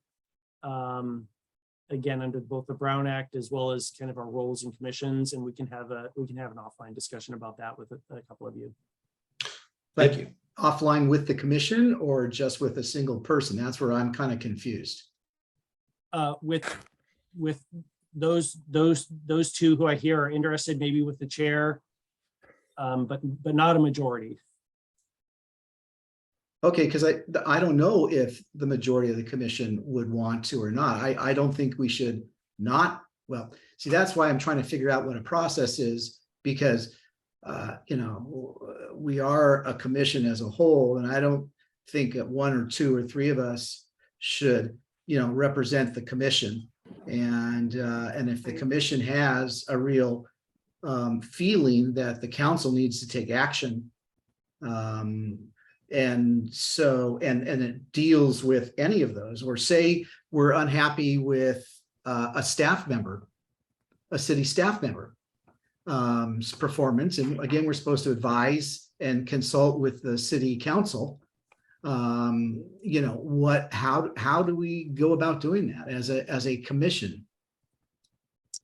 I will say, you know, with regard to, well, your first question in terms of the process, I agree that one or two of you or even three of you don't represent the entire commission. But if we determine that it's not, you know, appropriate or warranted under the Brown Act or the roles, then we could at least have that discussion with, you know, 3 or 4 of us and answer that question. If it is appropriate, then I think it would be fair to bring back to the commission, hey, do you want to have a discussion about, you know, some significant exposure to litigation or initiation of litigation? And the Brown Act allows for a discussion, interestingly, a closed session discussion to discuss whether those 2 categories apply. So there is a vehicle, but I think you kind of start with a small group before you know, bring it to the entire commission. It would be my recommendation. With regard to the employee issue, that one is more clear in my mind, and it comes up a lot with city councils or boards of special districts who want to you know, weigh in on employees other than maybe their city manager or general manager, who in most of those cases, they don't have hiring and firing and disciplinary authority over. And I think most municipal attorneys agree that the employee closed sessions don't allow for those city council members to weigh in on the, you know, the front desk clerk, because they don't have authority over them. And my thought is that the same result would apply for a commission, whether it's a planning commissioner who's unhappy with you know, planning staff, or airport commissioners who are unhappy with an airport employee. I just, that's I don't, in my opinion, I don't think that is a closed session topic for a commission. Commissioner Pai, you would like to make a comment? Yes, I think what the attorney said is correct, especially with exposure to litigation. You have to be careful. When you ask the question about should we do this? Should we ask the attorney for an explanation? That could be exposure to litigation. So he's right in talking to the executive director and to the attorney and finding out there, do you as an advisory committee have the right to put that on for closed session? Anything outside of that, we're subjecting the council to exposure to litigation. I'm done.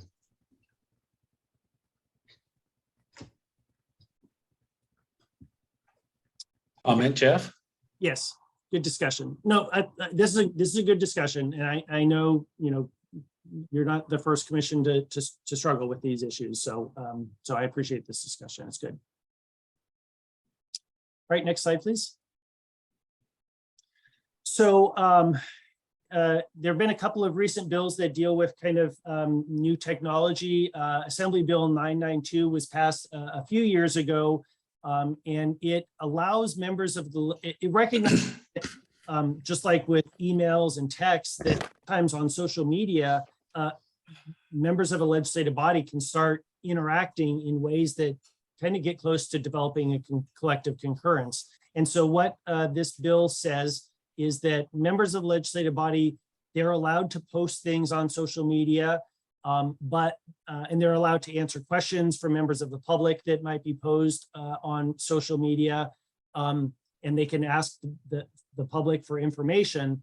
But what we cannot do as members of the legislative body is start interacting with other members of our legislative body. So if you see a post from the board chair, you are not allowed to respond to it, comment on it, like it, dislike it, put a frowny face. You're not allowed to do any of that on other members of your legislative body.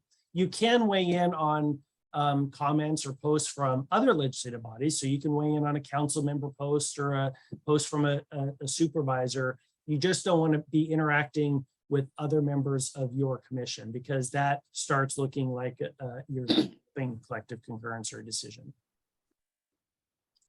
Next slide. So again, you can't respond to other commissioners, and this includes under the bill using different emoticons and whatnot. Next slide. As I mentioned, the fundamental purpose of the agenda is to allow the public to know what's going on.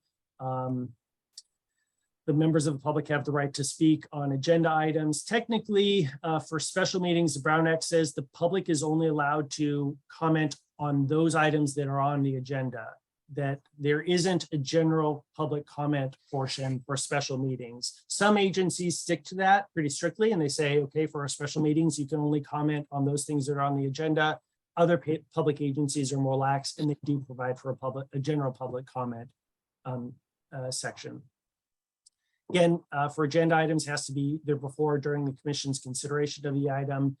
And the general rule is you can't discuss or take action on things unless they're on the agenda. There is a exception for late breaking items. So if something came to the city's attention after the agenda was posted and there's a need to take action on it, maybe before the next meeting, then a supermajority of the commission can vote to add that item as a late breaking item, and then the item can be discussed.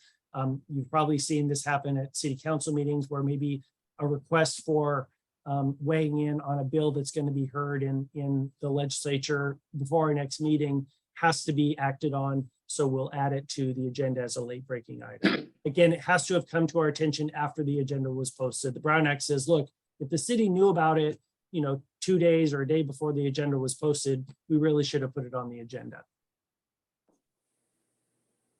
Otherwise, you stick to what's on the agenda. Next slide. We kind of went over this earlier, responses to public comment. Brief responses are allowed. You just don't want to turn it into a conversation. Sometimes it's helpful to the public to know that they've been heard, to refer the item to staff so the staff can follow up with the person and they get a response. Again, the Brown Act doesn't require you to respond to comments. In fact, it kind of limits it, but you are listening to them. Next slide.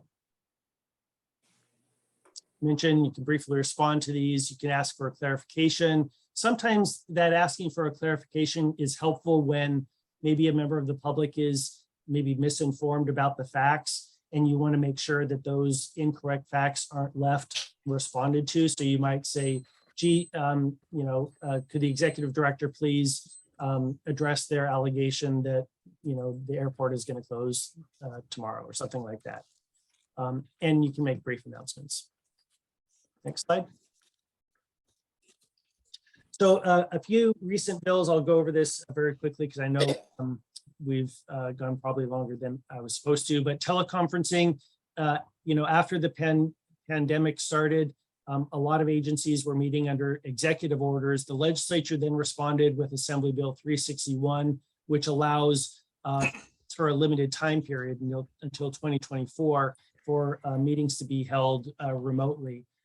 Even before the pandemic, teleconferencing was allowed but there were certain requirements that during the pandemic proved to be inefficient. Namely, teleconferencing previously required you to post the agenda at each location. So if the members of the commission were meeting at their home, as we were during COVID, then you would have to post the agenda at your home, and you'd have to allow members of the public to show up at your home, which during a health pandemic doesn't make any sense. So in addition, a majority of the legislative body had to be located within the boundaries of the jurisdiction. And again, during COVID, when a lot of people were maybe traveling or staying at other locations, that proved to be inefficient. And so Assembly Bill 361 allowed for teleconferencing, but removed some of those requirements in terms of posting, making your location available to the public, and requiring that the majority of the board or the commission be in the jurisdiction. AB 2449 was just adopted by the legislature and just signed by the governor. What it does is it extends some of those ability to hold remote meetings, but it starts limiting them in terms of the number of meetings that can be held by an individual commissioner remotely. And it also requires that board commissioners, members of the legislative body, keep their camera on during the meeting because there was some concern that maybe during votes or whatnot, that there was an inability to identify who was voting. And so that is going to go into effect January 1st. And our office is going to be providing more information on that bill here shortly before the beginning of the year, so that we can all implement that. So Jeff, as a question, what's if you have bad internet service?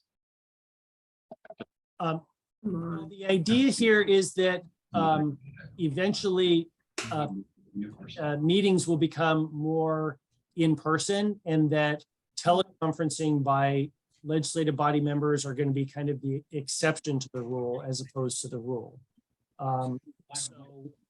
If you have bad internet connections, then you either go to the meeting in person, or if you can't, then you either find a place where there is good internet connection, or we don't participate in that meeting. Those are going to be some of the results under AB 2449. So will that require the city to provide internet connections to all their commissioners? Yes. I haven't read that in the bill. Well, it's a natural conclusion if they're going to penalize you. Interestingly, the bill does require, if we're holding a meeting, if we're holding it remotely, it does require us to at least provide one location for members of the public to participate remotely, whether that be, in the lobby of City Hall or at a library or something like that. So that's for members of the public. Obviously, if a commissioner is not feeling well, then they're in a different situation. They can't necessarily go to the library or City Hall to participate. So we'll have to come up with other ways to address that. But these are the fun things that we get to do in between October when the bill is signed and January when it goes into effect, is figure out how we're going to deal with it. So Off-Top is going to have to get a bigger house for all these meetings that people want to go to. I'm all in favor, Mr. Miller. So just a clarification, Jeff, and maybe I'll drag Teresa in. If we want to, as a commission, physically meet and provide for those that need it a virtual capability like we're doing now, is it simply a commission decision? It's been confusing to us over the past. It kind of gets deferred down to City Hall. So in October, if we so chose, can we physically meet? I don't know if Teresa's still on, but I think the council has waived. She's on mute. Oh, is she? Yeah. My recollection is the council weighed in and they wanted to continue commissions meeting remotely, but we can confirm that. Sorry about that. I just was multitasking there for a minute, but yes, at this point, we are, all the commissions are still doing remote. But I do think that we'll be having a discussion here in the future about meeting in person in the future. But right now, that's where we're at. And I think a lot of local agencies are going to, because of Assembly Bill 2449, it really kind of changes some of the game. And So so follow-up question to you, Teresa, on Commissioner Miller's or Mr. Payne's question. Do we have to meet at a specific time, our monthly meetings? I think typically there is a designated time that is decided upon for the year and a schedule so people know when you are meeting on a regular basis. I think that goes to the transparency. Jeff, I don't know if that's a requirement, but all the committees and commissions I've ever worked with usually set something that allows for regularity of participation. if I could tweak the question that Off Top asked. So we meet at 5:30. We used to meet at 8 a.m. So again, assuming commission majority approves, do we have the leeway today to move our meeting time around? So instead of 5:30 at night, and I'll make up a time, 12 noon. So do we have the option of moving our meeting around with the majority of the commission approving? Is that open to us? I think the council has weighed in on that, and based on some of the recommendations from the CVRA process, they've directed that the city commissions be held, I think, 5:30 or afterward. Well, the only gentle pushback, Jeff, is that at the meeting of all the commissions that we had a couple of months ago, Teresa, you were probably there, Mayor Middleton said she wanted feedback because it wasn't clear that holding the commission meetings, and the purpose was a good one, it was to try to get more public involvement post-work, but that did not seem to be happening. And so, Teresa, I'll defer to you if that feedback allowed people to move the meeting around again, if the majority of the commission approved. We can share that feedback. So far, there hasn't been any changes in that, but we can certainly share that feedback that, if it's not achieving the desired goal, maybe in the future, they may reconsider as we go through the final process of updating our handbook and how commissions will operate moving forward. Okay, and Jeff, just to clarify one more time, sorry. Can there be a physical meeting and a virtual meeting at the same time? Or is that waiting for this 2449 to resolve itself throughout the rest of this year?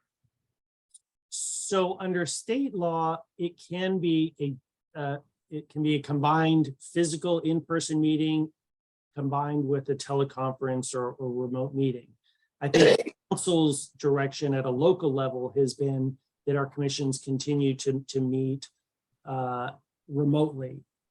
But what 2449 is saying is we need to start weaning ourselves off of the remote meeting process starting in January and making the remote process the exception rather than the rule. So like weaning gently, what does that mean? It means the presumption will be at some point that they are in-person meetings and there are going to be limitations on the number of remote meetings that individual commissioners can attend. And they're going to have to demonstrate why they have to meet remotely, either because they have a family medical emergency or they have to take care of somebody or they're sick themselves. That's what it's going to mean. So it'll be more of an excused absence than trying to meet remotely then. Yeah, you'll be able to participate. It's just you'll have to demonstrate why you need to participate remotely. If you want to take advantage of these benefits, if you want to post your location and allow the members of the public to show up at your house, then that brings us back to the old days of teleconferencing where you had to meet those requirements. Good questions. And then finally, there was a bill passed just recently dealing with disruption of meetings. Some agencies have really disruptive members of the public who come in and just do really obnoxious things, to the point where not only it wasn't just, offensive or ugly, it was literally making the body unable to meet, whether it's potential threats of violence or whatnot. SB 1100 allows, after a clear warning to members of the public that if they're disrupting a meeting, that the chair of a legislative body can have an individual removed from the meeting. Again, it has to be a true, actual disruption of the meeting, not just you don't like what they said. That's allowed in America. So. All right, next slide. In terms of ramifications or consequences of Brown Act violations, there can be civil court actions that can be brought to enjoin or stop a particular action that may have been voted on without compliance with the Brown Act. In some cases, a person can ask a court to invalidate a vote that was taken in violation of the Brown Act or mandate corrections. Sometimes courts could direct a legislative body to like take notes or minutes during closed session, or do what they're supposed to do under the Brown Act. In addition, court costs and attorney fees are often easily recoverable by plaintiffs who demonstrate a violation of the Brown Act. And then for commissioners who violate the Brown Act, it technically can be a misdemeanor criminal violation prosecuted by the district attorney. Next slide. And I think that is it. So this has got my contact information for those of you who don't have it. It's also on our website. If you have any questions about this presentation or anything else related to roles commission of the commission or anything else dealing with your commissioner status, please let me know. If I could ask Christina, would you mind sharing a copy of this presentation with all of the commissioners? That way they have a hard copy, and if they need to reach out to me, they can do that. I will email it out tonight. Okay, thanks. And Jeff, on behalf of the entire commission, honestly, and I've been on the commission for 6+ years, this is the best presentation I have seen, and thank you for being so informative to all of us and answering all our questions. I have one more last question before any other commissioners want.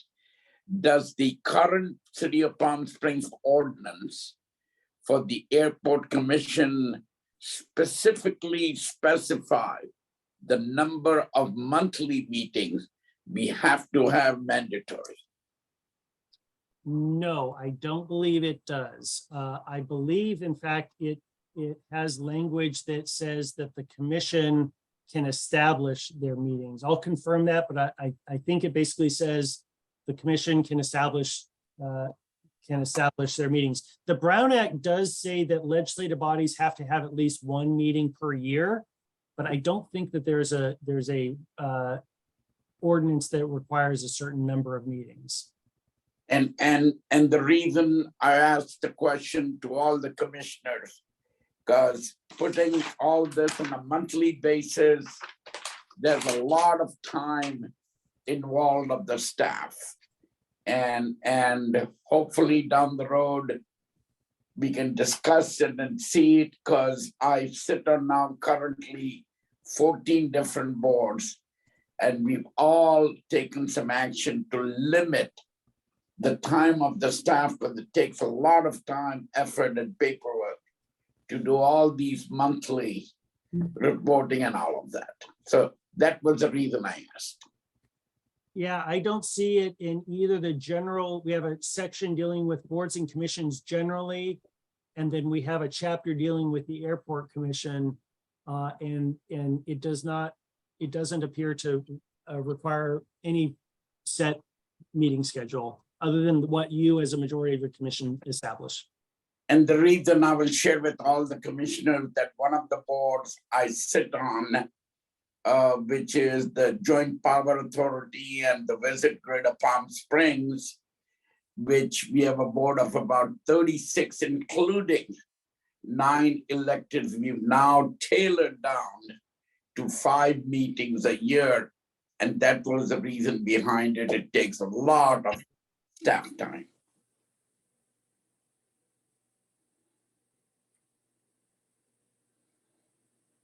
Well, thank you for allowing me to talk. I'm sorry it took so long. I get really excited about things like the Brown Act, and so I talk and talk and talk. So for indulging this municipal law nerd and talking to me. And if you have questions you think of afterwards, please feel free to reach out to me.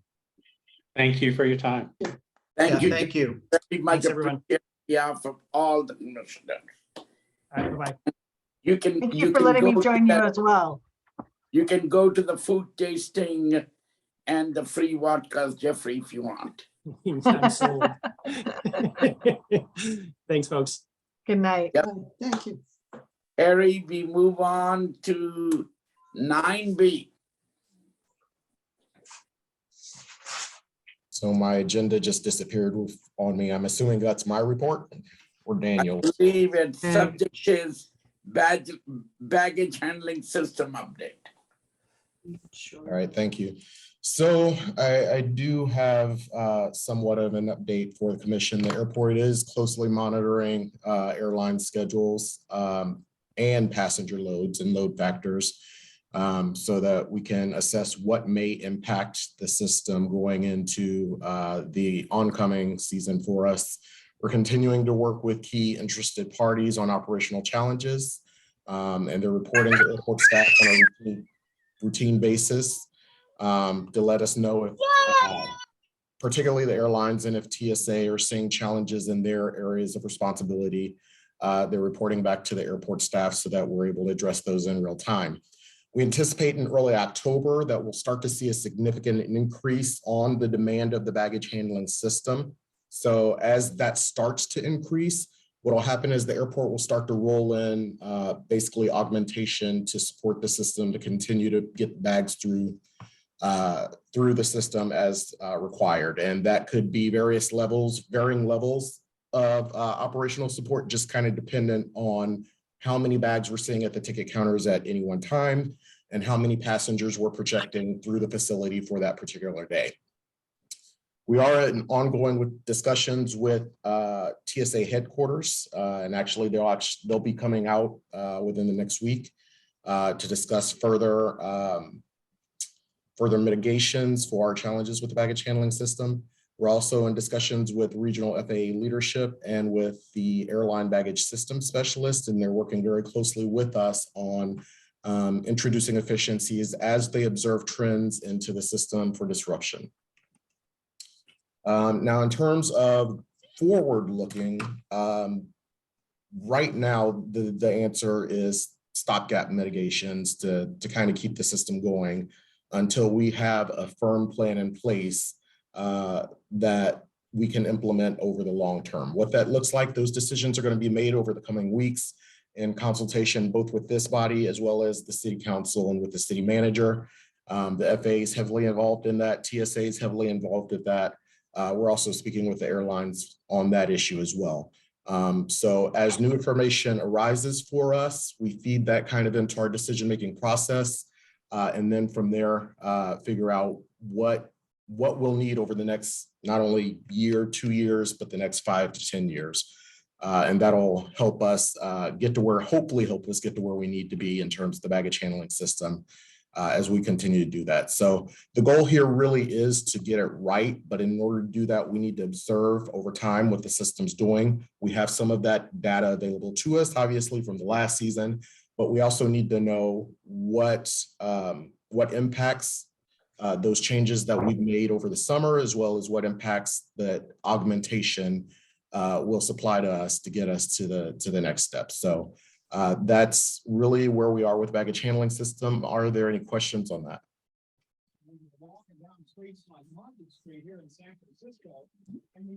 Okay, thank you. Oh, wait, do you think, Harry, and also Chairman Dada, that we should put together a ad hoc committee for just to work with staff on this particular issue? since it really does meet to a major problem or major issue we're having, and it can be worked better. So if you're asking me, Commissioner Miller, what I would say is the best impact that this body can have as it pertains to the baggage handling system is through the master plan process. We're already kind of dug in on the short-term mitigations and figuring out how to navigate through the next season or two. But the long-term strategy is where we will really need some input and help on where we need to go. So that the master planning process, as we start to dig into that, will be the avenue and the venue to have those discussions. Well, to do things right, Harry, we need to know what went wrong. And so, you know, that's one of our challenges, right? It's just don't know, it's opaque. So I would second what Commissioner Miller suggested, but we can have that conversation at the offsite. I'm still frustrated, frankly. I don't know what went wrong. So longer discussion for another place. Yeah, absolutely, Commissioner Payne. Yeah, to answer that question, we are still finding information about what went wrong. And frankly, that's still being investigated at the city attorney's office. So while the city attorney and while the airport staff are working together, what's essentially happened is the investigative piece of that, we've handed off to the city attorney to continue to do some digging while we focus on future actions and making sure that the airport is still running. You heard my allusion to Jeff a couple of moments ago, yeah. Yeah, and Commissioner Payne and Commissioner Miller, just keep in mind the decision for the new $7-8 million baggage handling system was made several years ago. Neither Harry nor Danielle were involved, and they were even part of the team at that time. So personally, I don't think what we will accomplish by beating a dead horse, as Harry mentioned, that him and his staff have dug really deep by having additional staffing to mitigate as much as possible from the customer satisfaction and customer side of it. I guarantee you that our city attorney and city manager, Teresa, are very heavily involved in it. And let's see where this leads to. And yes, if down the road, the entire commission still feels that we should get involved, it will be the majority decision. So you don't think, off top, that you don't think that we should study the long term? I know no one. No, long-term part will be discussed at a strategic meeting. Absolutely. Okay, I'm just concerned that I don't know, and I didn't, and of course we can't talk about it because there's possible litigation. Correct. You know, but how does the city attorney or the city council,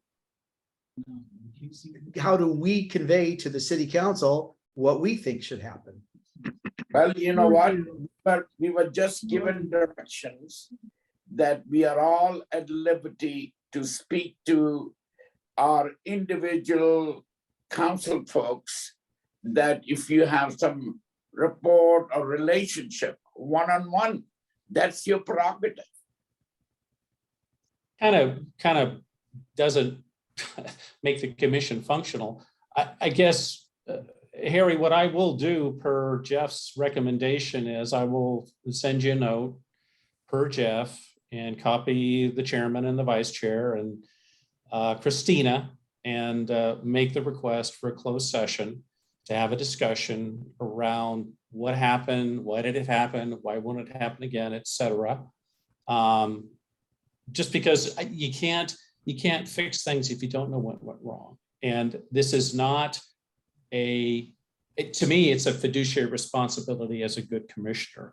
And this is not looking to cast aspersions on anybody. You got to fix it, right? You've already done the work. So you've got a much better idea, you and staff, of what went down. And as a commissioner, I feel it's my responsibility to understand that as well. So just so you know. And to a degree, Commissioner Payne, I don't disagree with you. But I think we, in some cases, need to let the process work, right? So there's some information, there are some questions that the city attorney's office is asked, and not necessarily Jeff, but the other attorneys are asking. There's some information that they're getting from the designers and from historical data and from documentation that, they'll need time to sort through that before we can actually dig into whether those decisions need to be made. And that's a discussion for another time, certainly. Sure. But just to kind of let you know where we're coming from as staff, we need to let the process work. In the meantime, however, that doesn't stop our ability to get the airport, keep the airport running. No, and again, no experience. Yeah, and I don't think there's any disagreement there. I certainly don't have any disagreement with that. But I'll follow up offline. Okay. Any other questions for Harry? Seeing none, operations, properties and facilities committee update.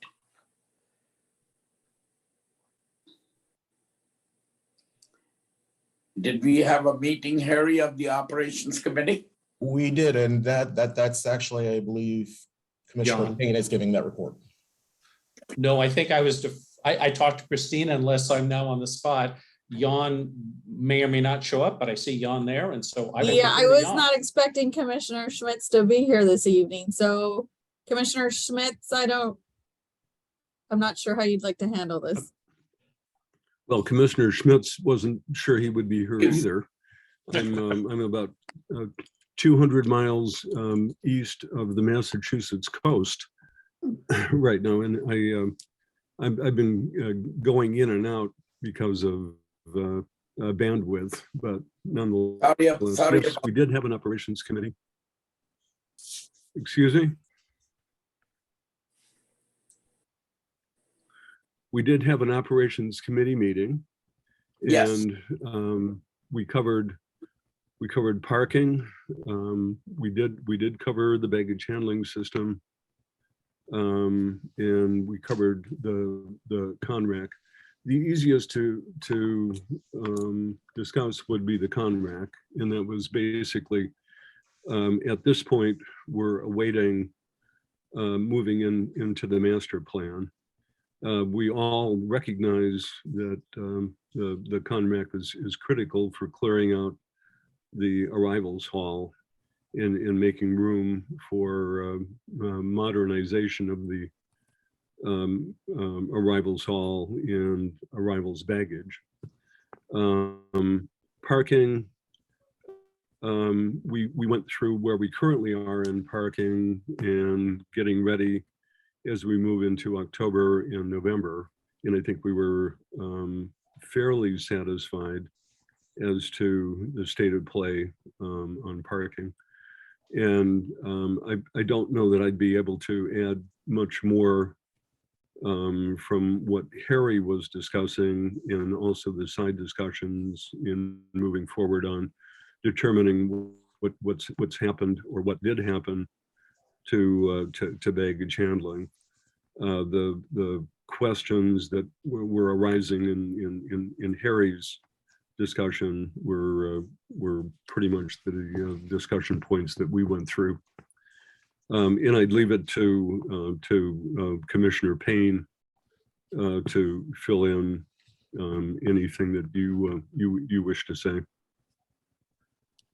No, Jan, I think you covered it well. I think CONRAC is a large effort that's going to be part of master plan per Harry's comments, both in the ops meeting. And we've already talked about baggage. So I think the only other thing that we had some conversation on, if Harry wants to do a quick summary, was on land side and some of the short-term tactical things that he and staff are doing to prep for season coming up. But all seemed, that's well in hand. Harry, I don't know if you want to make a quick comment about land side. I can touch base very quickly on that. So we are doing, you know, like you said, very tactical, implementing some tactical solutions to address landslides. So what we experienced probably around the November timeframe last year, maybe late October, early November last year, was that we essentially had run out of public parking on the airport. Now, part of that was due to the location of where the COVID clinic was on the airport where it was sited.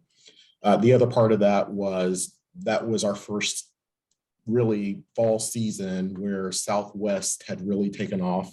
And so we're starting to see some of that influx of passenger demand and the outbound passengers coming from the airport. We've since moved COVID clinic. The operations staff is working on preparing the lot as we have in years past as an overflow lot. And that's kind of the short-term tactical piece of that. Long-term, what the staff is currently working on is an RFP, drafting plans for an RFP to permanently prepare both the lot on the south end of the airport as well as the lot across from El Cielo, to have those designed and turned into permanent parking lots. And the idea there is we would essentially operate an economy lot and we would operate a premium lot. The premium lot being in front of the terminal, the economy lot being the overflow lot, with either shuttle or conveyance services to the terminal to get passengers to the terminal. So we're working on that process right now. You know, as soon as I finish the paperwork, it'll go across the street. Now, how long the procurement process takes to design that, that's another story. But hopefully over the next 12 months, we'll have a solution that accommodates our parking needs. That'll include not only ADA access, additional ADA parking spots, but also EV charging and expansion in EV charging in both the premium lots as well as the economy lots. I think if, as a member of the committee, one other thing that as a whole commission we should work with is that Harry has some critical staffing needs that he needs to fill to make the airport more operationally efficient. And I think if commissioners have any influence with any of the council members to help Harry get those positions filled, I would suspect the airport is not number one on the priority list. It should be, but I don't think it is. That I think as commissioners, we should try as best we can with our contacts to help Harry get the staff filled that he needs to get filled to keep the airport running smoothly and efficiently as well. So, Commissioner Miller, I 100% concur with you. Hey, Harry, you fund your own people, right? There's no general fund, so everybody's salary is paid as an enterprise department from airport revenues, true? That is accurate. The issue is not with the funding piece of it. The issue is just with backfilling vacant positions that we already had on the books, as well as filling those positions that we added to the books over this last budget season. So there are some key positions that obviously have not been filled yet. For example, I still don't have an assistant airport director. I don't have a maintenance superintendent. Both of those are critical positions to operating an airport. We're down a couple of maintenance supervisors right now. And then we have some operations staff that needs to be backfilled as well. So is it, you've got approvals, you've got the money, it's simply finding the bodies?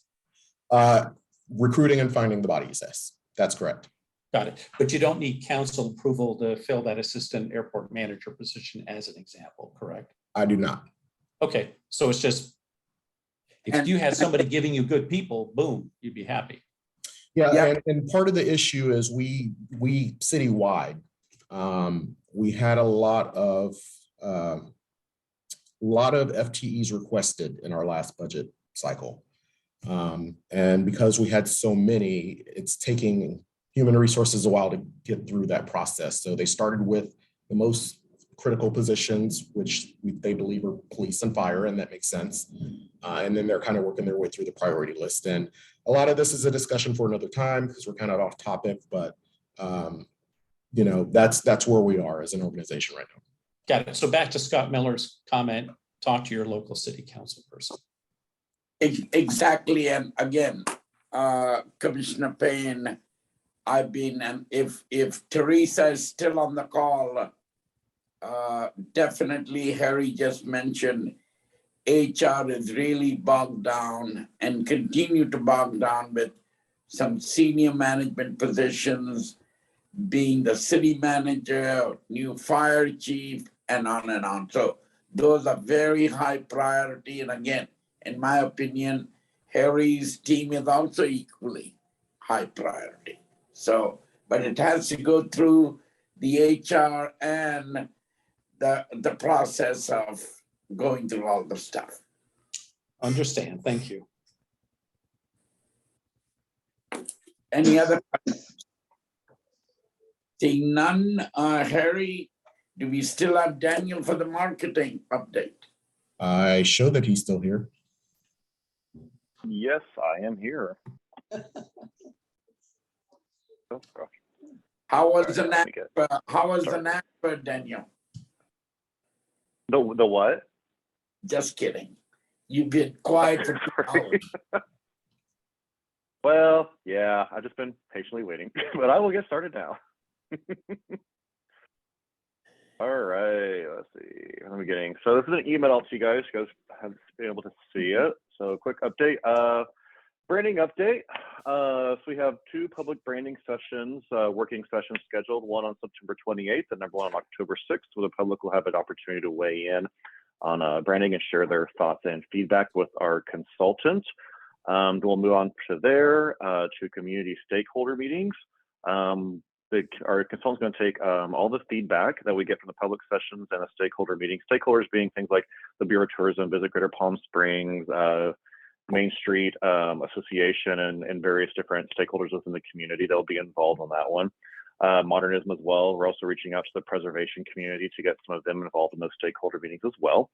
Our consultant will take all of that information from those sessions to revise the current draft logos. I want to say again, they were draft logos. And either if they can't revise those, or would they maybe just, we don't want to move forward with them, they will develop some more options for us to go and look at. Also be bringing these to Airport Commission Marketing Committee, and then onto the full Airport Commission, eventually to the City Council, and we are going to launch in early 2023 is the plan right now. I don't have any solidified dates right now. We are going to most go through the next public sessions and the community stakeholder meetings, and then we'll kind of revise our schedule once we get those done and see kind of where we land when it comes to draft logos and what additional work may need to be done. I also want to add on this additional one based on some comments that we saw publicly after about this. We did issue a request for proposals to develop the brand and a website for 30 days back in May.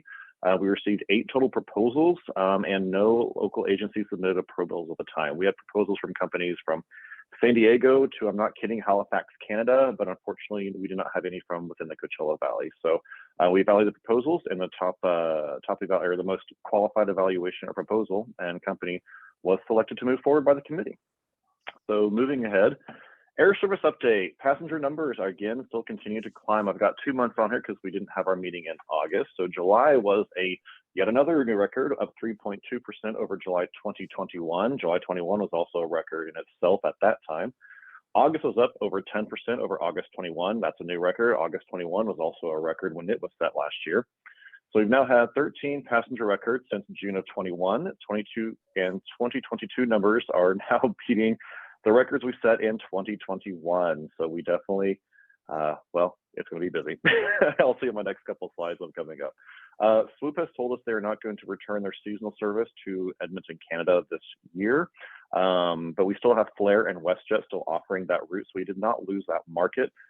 Swoop is also owned by WestJet, so I've been told that passengers that were originally booked on a Swoop flight have actually been moved over to some WestJet flights, so they still have access to the valley and us to go up there.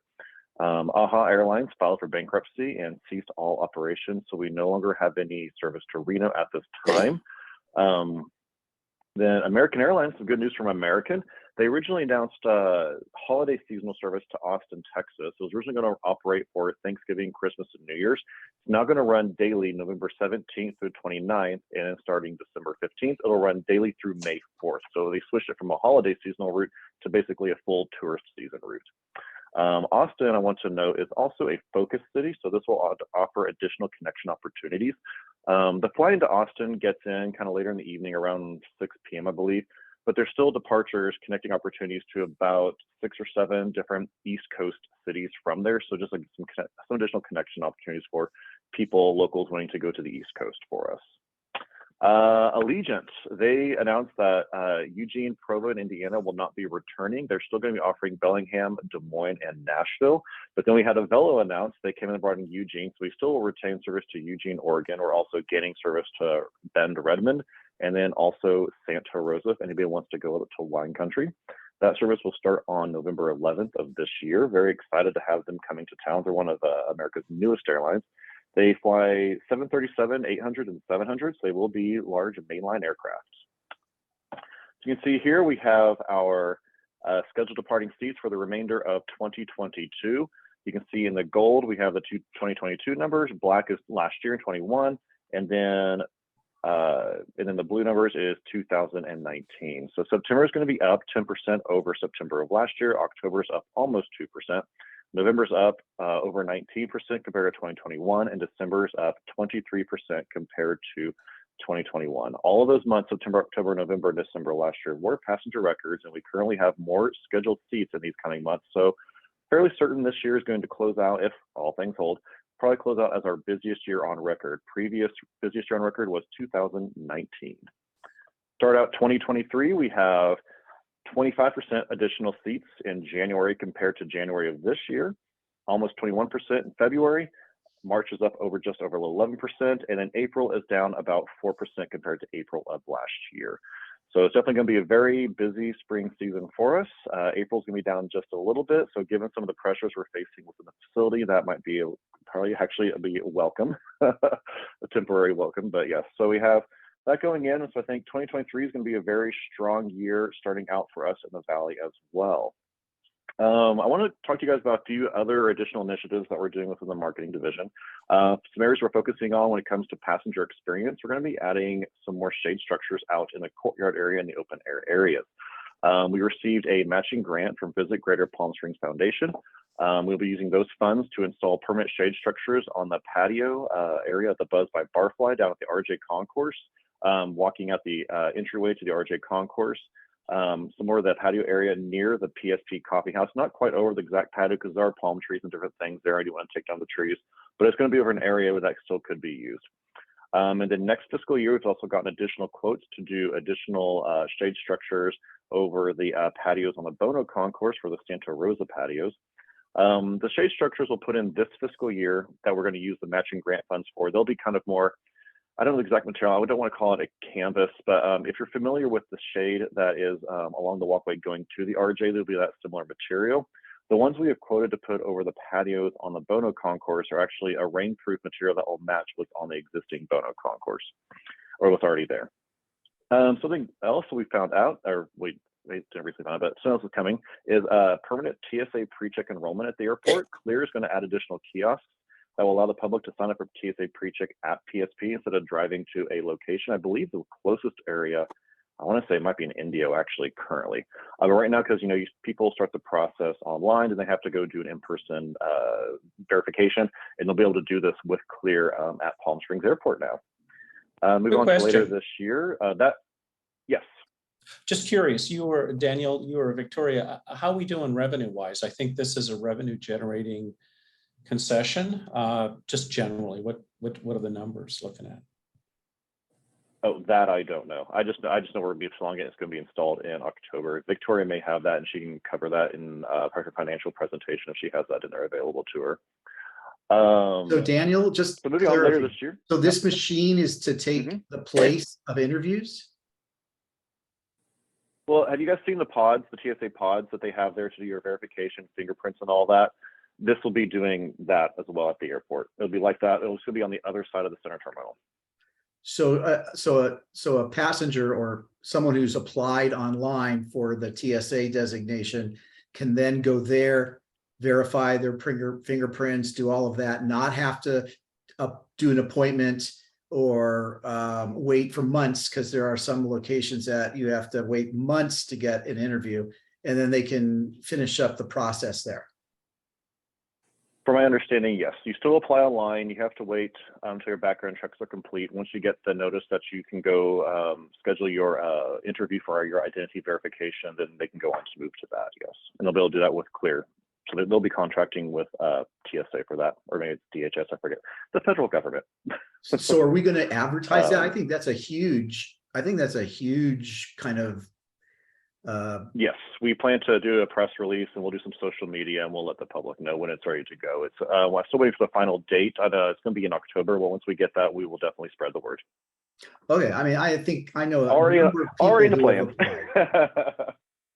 Yes, it is already in the plan. So actually, I think that's very something we definitely want to spread the word about, simply because we know with the facility issues we have going on due to being so busy, the more people that can get TSA pre-check and or clear, the faster we'll be able to move through the security line, and we'll be able to shorten the security wait times for people. So it's definitely something we plan to broadcast when we start doing our end of season, preseason communications to let the public know what to be prepared for this season. Moving on, later on for this year, holiday decorating. So previous years, we've had our own airport staff has done the decorating in the airport, done a great job, but we decided we want to contract with a professional holiday company and to get commercial quality holiday decor, and they're going to install, maintain the airport holiday decor. They will also remove it at the end of the season. They will store it for us all year round, and then they'll pull it out and get it ready for us. So if they pull out a tree and the lights don't turn on, they will fix that for us as part of the contract. We're getting new decor to replace what you see in the center terminal area the past several years. So new trees, garland, wreaths, things like that. Some new additions that we have not had in previous years. We're going to have a 20-foot tall out in the courtyard. We've never had anything out there before, at least, well, that I'm aware of. Maybe in the past, in the last several years, I've been told we haven't had anything there.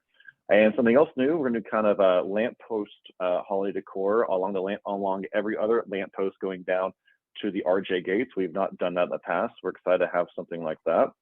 That's the decor we'll be starting with this year. That we have contracted for installation, storage, and maintenance for the next 2 years following that. And we also have the option to buy additional holiday decor in the next couple of years if we choose to do so. Wait, Dan, are we including Hanukkah or is it all just general types of things? We have a menorah that's going to be going up as well, so Hanukkah and Christmas. Okay. Some of the things we're doing, community engagement. We will be participating in Greater Palm Springs Pride again this year for the second year in a row. We're also, for the first year, going to participate in the Festival of Lights Parade. We've actually formed a parade committee of some airport staff. They're working on building a float for us and getting us prepared for that. The float will be built to be used for both, so we'll decorate it for Pride and then be able to swap it out, make it more of a holiday theme for the Festival of Lights Parade in December. Also currently researching I'm working with our ad agency to research additional area events and organizations for opportunities for us to get involved. And then in November, we'll be having the 20th anniversary event for the Navigators. We'll be hosting that, I believe, at the convention center. We're still trying to lock down the date and time. I'm planning to have a luncheon for them and then also do some recognition for those for hours of service and years of service. We have some Navigators that have been with us over 15 years. Almost since the start of the program. So we definitely want to recognize them and thank them for their volunteer hours. And that would be it. Hey, Daniel. Stop the shares. Any questions? Yes. Yeah, Daniel, I have a question. Do you want to go first? Okay, yes. Yeah, thanks, David. Will the commission be invited to the appreciation event in November? We hadn't really discussed that just yet. I'll talk to Harry about it and see if we can do that. I got to check our budget and make sure we can, because we're going to do lunch and everything. But yes, I got to see what the budget is for the Navigators. But yeah, okay, thank you. Go ahead, Okay. Dave. Yeah, Daniel, you mentioned April being down 4% in capacity, and I don't hear that as a good thing at all. That's one of our most important months in the Valley. Do you have any insight, or is this something we should be talking to the Convention and Visitors Bureau and their partnership on the airline side on this? Because that is not good news. For pressure on the facility, it's a little helpful, I guess, this time. But no, it's really primarily to the Swoop pulling out of the market and the bankruptcy of AHA's where that's down. All of our other routes are intact. Our primary routes really pull a lot of people from. So I wouldn't view it too terribly. And then also there may be, and also not all airlines have finalized all their schedules. Most of the airlines are out through April. Not everyone's out through May. Like for instance, Southwest hasn't put their May schedule out just yet. There still may be some revisions and some of that may be picked up either way. So I would view April more as very tentative right now. We'll know we'll have a much better picture when we get to January. Thank you. Question, and this may be for Todd, Daniel, but marketing committee, I think it got pushed due to the logo discussion, public meetings. Todd, will marketing start up again after we're through that? It will, and I believe it was part of Daniel's slide when he talked about the cadence. After we have the public meetings and the stakeholder meetings, the next thing we'll do is get the marketing committee together to discuss everything that we learned as a result of those public meetings. I missed the date, Daniel. Are we talking December? We haven't set dates for that yet. So at the direction of the chair and the vice chair, we are going to go through the public sessions first, see where we evaluate our position after that, and then we'll decide on a schedule going forward. Okay, thank you. And to all the commissioners, the 2 community branding and logo sessions, I highly encourage all commissioners to attend at least one, but it will be the same session, right, Daniel? Yes, so you can do either the one on September 28th or on October 6th. It'll be exactly the same presentation, same questions asked, same survey. So no matter which one you attend, you'll get the same information. Thank you. All virtual, correct? No physical meeting. Yes, the public meetings are all on Zoom. And then if you check, Christina's put notices out on the, there's been notices published in the newspaper, then also on the city's website for the city's calendar. And then also we have Facebook events created so people can see it on social media and find the link as well and sign up for that. Could I ask Christina to send us those links to the commission? So I have sent them. Yes. But I'm gonna actually be resending them because the second date, October 6th, the time is gonna be changing to 5:30. So I'm gonna be working on sending that out tomorrow. Okay, thank you. I must have missed the first one. Yeah, and just so everyone knows, you're not, it's more for you to listen to the public's input, is the purpose of the meetings.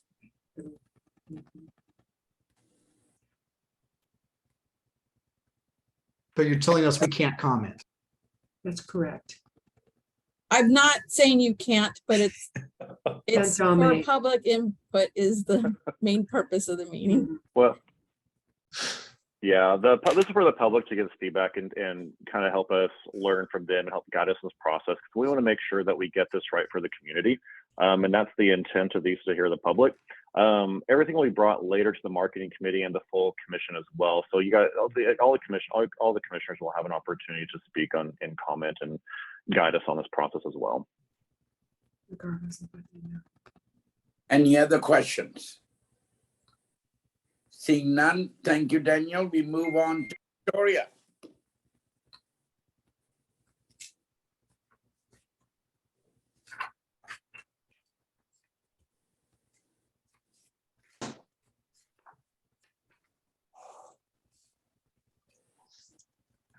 Sorry, I have to unmute it first and then I'll go ahead and share my screen.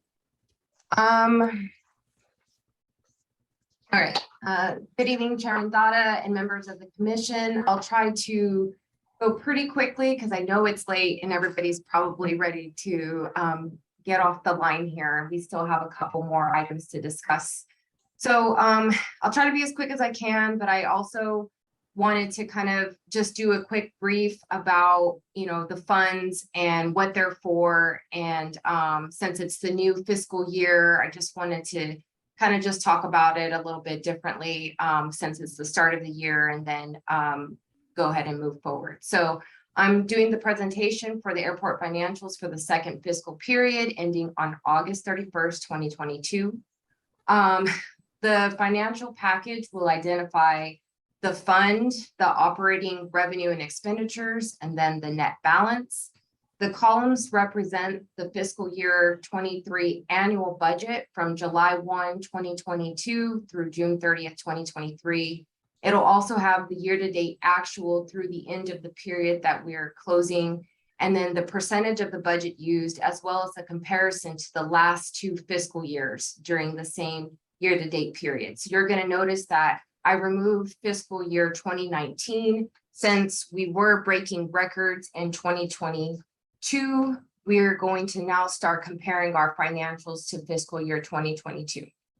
And we'll have fiscal year 2021 in there as a reference. So for the very first fund that we have is our Fund 405, which is a restricted fund for customer facility charges. The customer facility charges are collected by the rental car companies when a passenger rents a vehicle. Effective on March 1st, 2022, City Council approved to increase the fees collected from a $10 per transaction to a $9 per day up to 5 days. Fund 405 revenue is generally used for capital and financing costs of rental car related projects, such as a consolidated rental car facility. We can even utilize it for related roadway systems, operating expenses of a CONRAC, or even the common busing system to the CONRAC. So the year-to-date revenues are about 4% of the budget of about $7.5 million. The revenues total about $264,000, a 48% change when compared to fiscal year 22, and primarily because of the rate increase. We have not entered our peak season, so therefore the revenues may seem low when compared to the budget, but you're going to see those revenue numbers start progressing during our peak season. The next page is Fund 410, which is a restricted fund for passenger facility charges. The passenger facility charge is a fee that passengers pay on their ticket. The fee of $4.50 is collected for every enplaned passenger up to an $18 cap and is remitted to the airport by the airlines minus a service charge of 11 cents.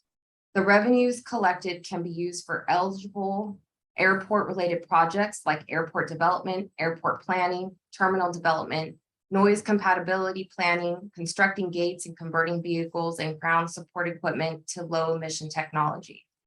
Those are just some examples.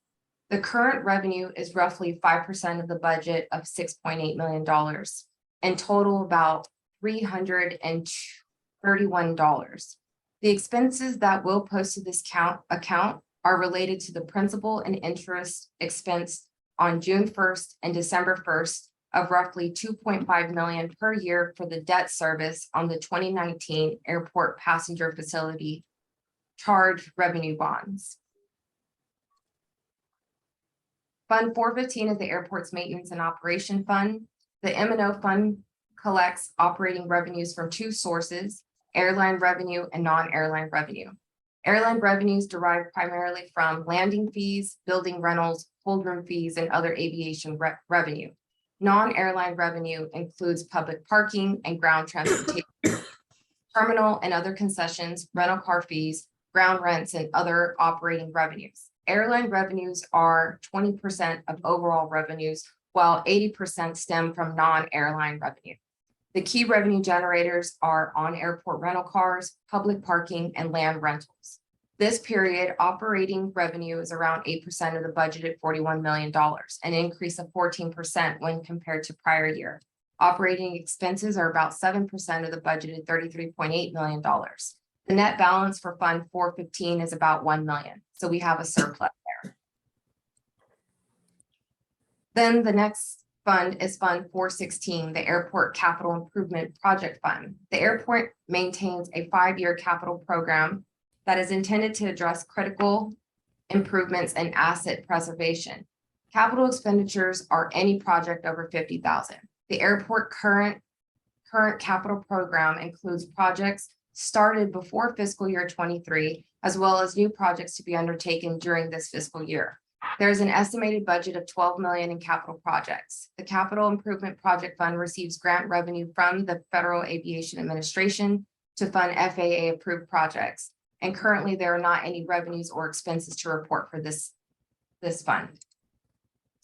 Lastly, the airport cash summary, which is showing a healthy restricted cash fund for all 4 of the funds.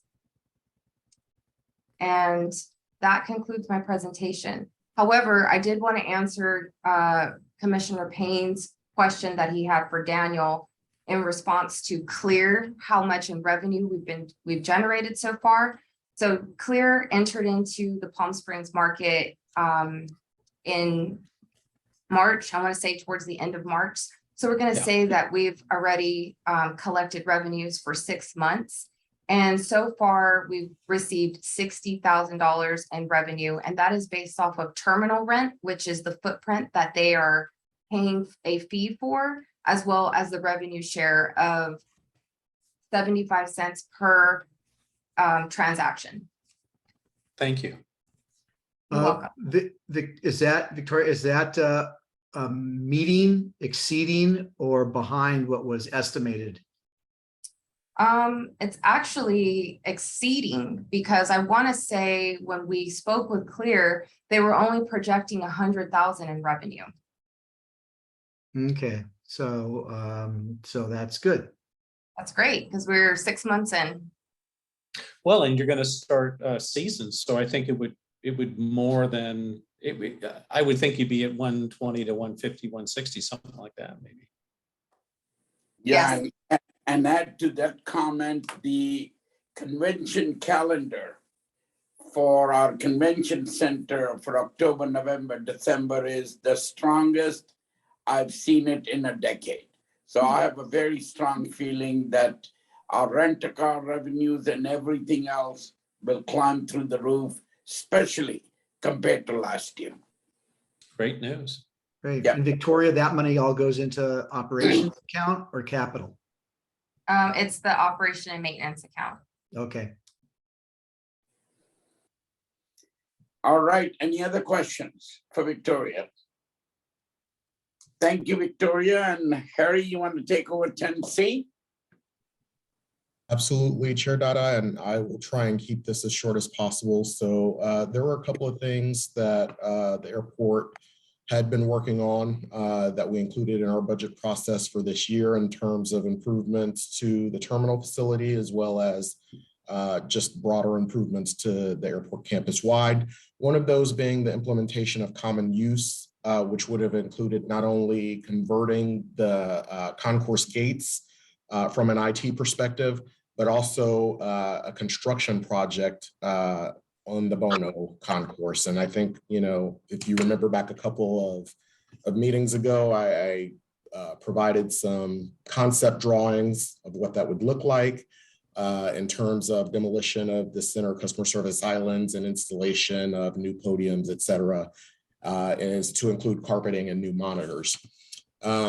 Where we are right now with that project, we've had a delay. There's been a long lead time on the equipment for the IT part of that project.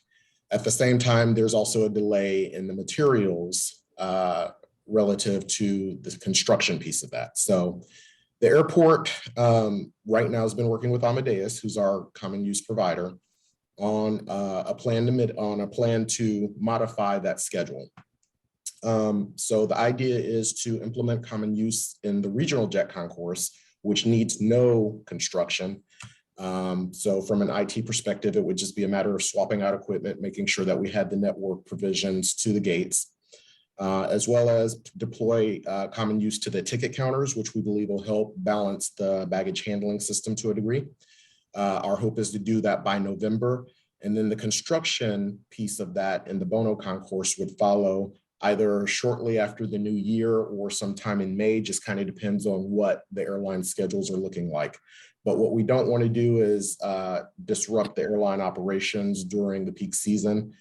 So the idea is to, as much as possible, deconflict with the airlines in terms of converting the terminal over. So it's going to be a little bit time before we get to that construction piece, but the airport's still marching in that direction. Harry, Would all the gates in regional be 100% common use then? Correct. All the gates in the regional concourse would be completely converted. Thank you. Any other, I'm sorry, go ahead, Chairman. no, any other question for you? Okay. The other piece of that, we had promised restroom renovations, and we are just now getting started on the procurement process for the restroom renovations. So those still need to go through the design process. Once we've completed design, then we would go out to bid for construction. I anticipate that it will be, again, probably April or May before we actually get to a place where we're starting to see some substantial work on the restroom renovations. And again, that's just to deconflict with the upcoming season. We want to make sure that we're not taking away resources when we need them most. And so unfortunately, we're going to have to deal with the restroom situation for a little bit longer, but we also are marching forward with making sure those restroom renovations are done. Another effort we've been working on internally was the airport master plan. So if you all recall, we went to RFP for master plan consultants so we can start that process. That RFP closed 2 or 3 days ago. We had 4 respondents. They are in the rating process now. I anticipate we'll have preferred consultants selected no later than the end of next week. And from there, we'll start the process of actually planning what the airport will look like for the next 20 years. So that'll, hopefully get some traction very, very soon, because obviously it's needed. We've got some terminal constraint issues, as well as other issues here at the airport.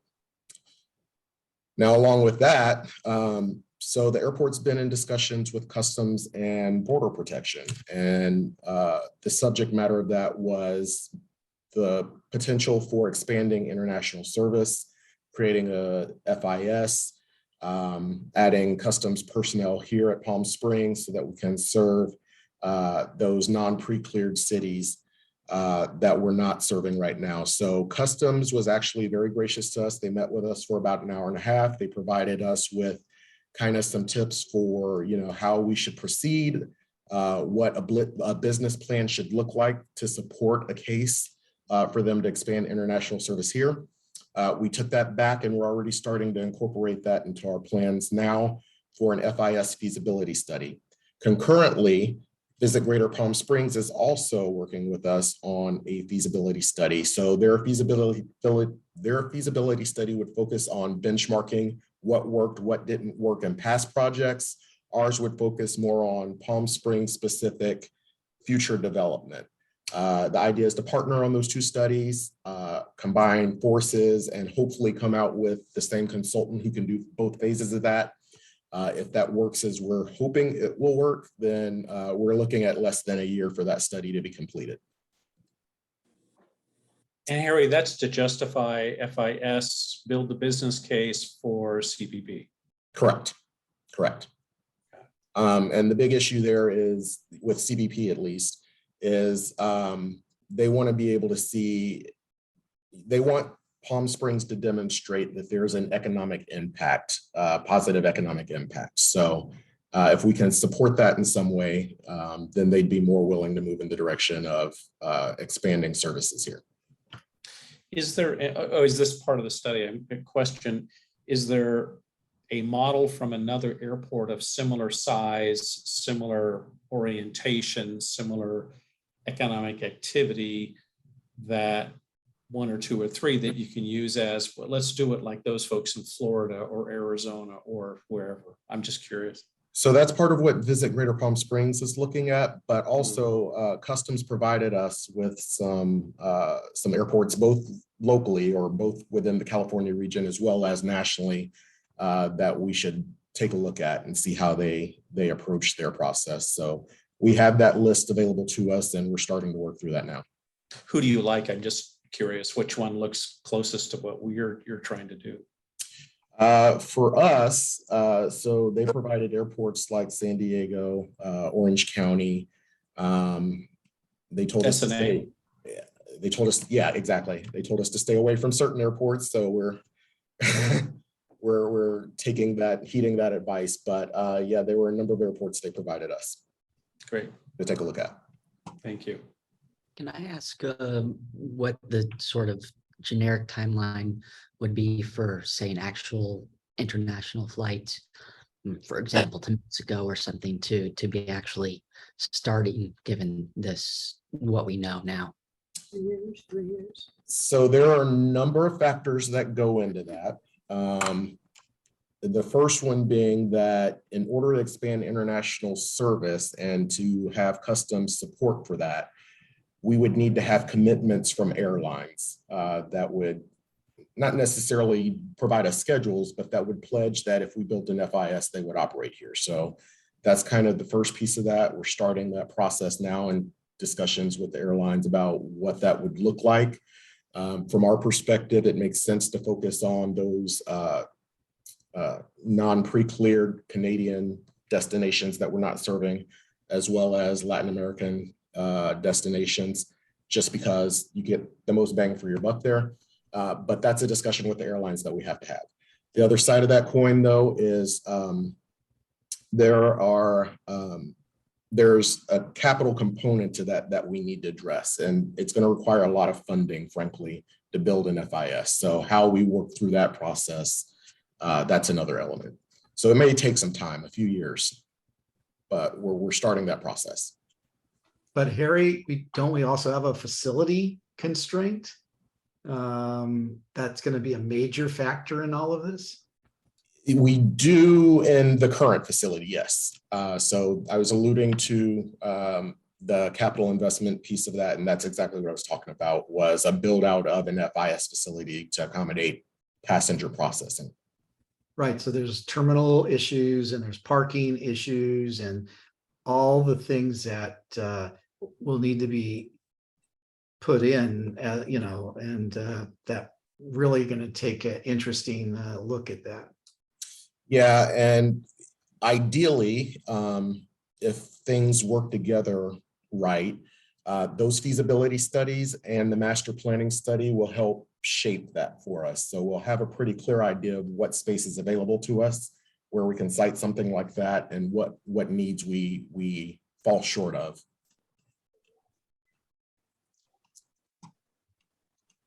So any other questions on the feasibility studies before I move on to strategic planning?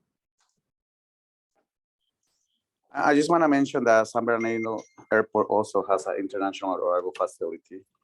And I was able to experience the international arrival facility at San Diego Airport as well. Yeah, a number of airports in the California area were provided to us, San Bernardino being one as well. So yeah, we're looking at their facility as well. Very good. San Diego was very efficient, I will say. Very small footprint and very efficient. And ultimately, we may end up doing a similar model. I don't know. We'll have to work through that process, but yeah, all good comments.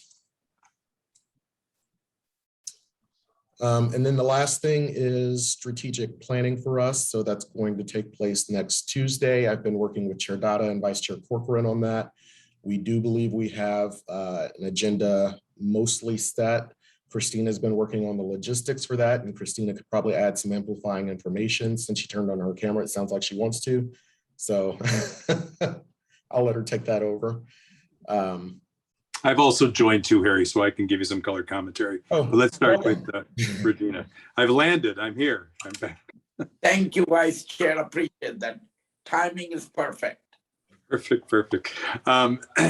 Christina, why don't you go ahead and just give an update? We've had one change in the order of discussions to take place, but Christina, do you want to just give an update on where we are also in terms of the pre-work? And then I'll have some color commentary.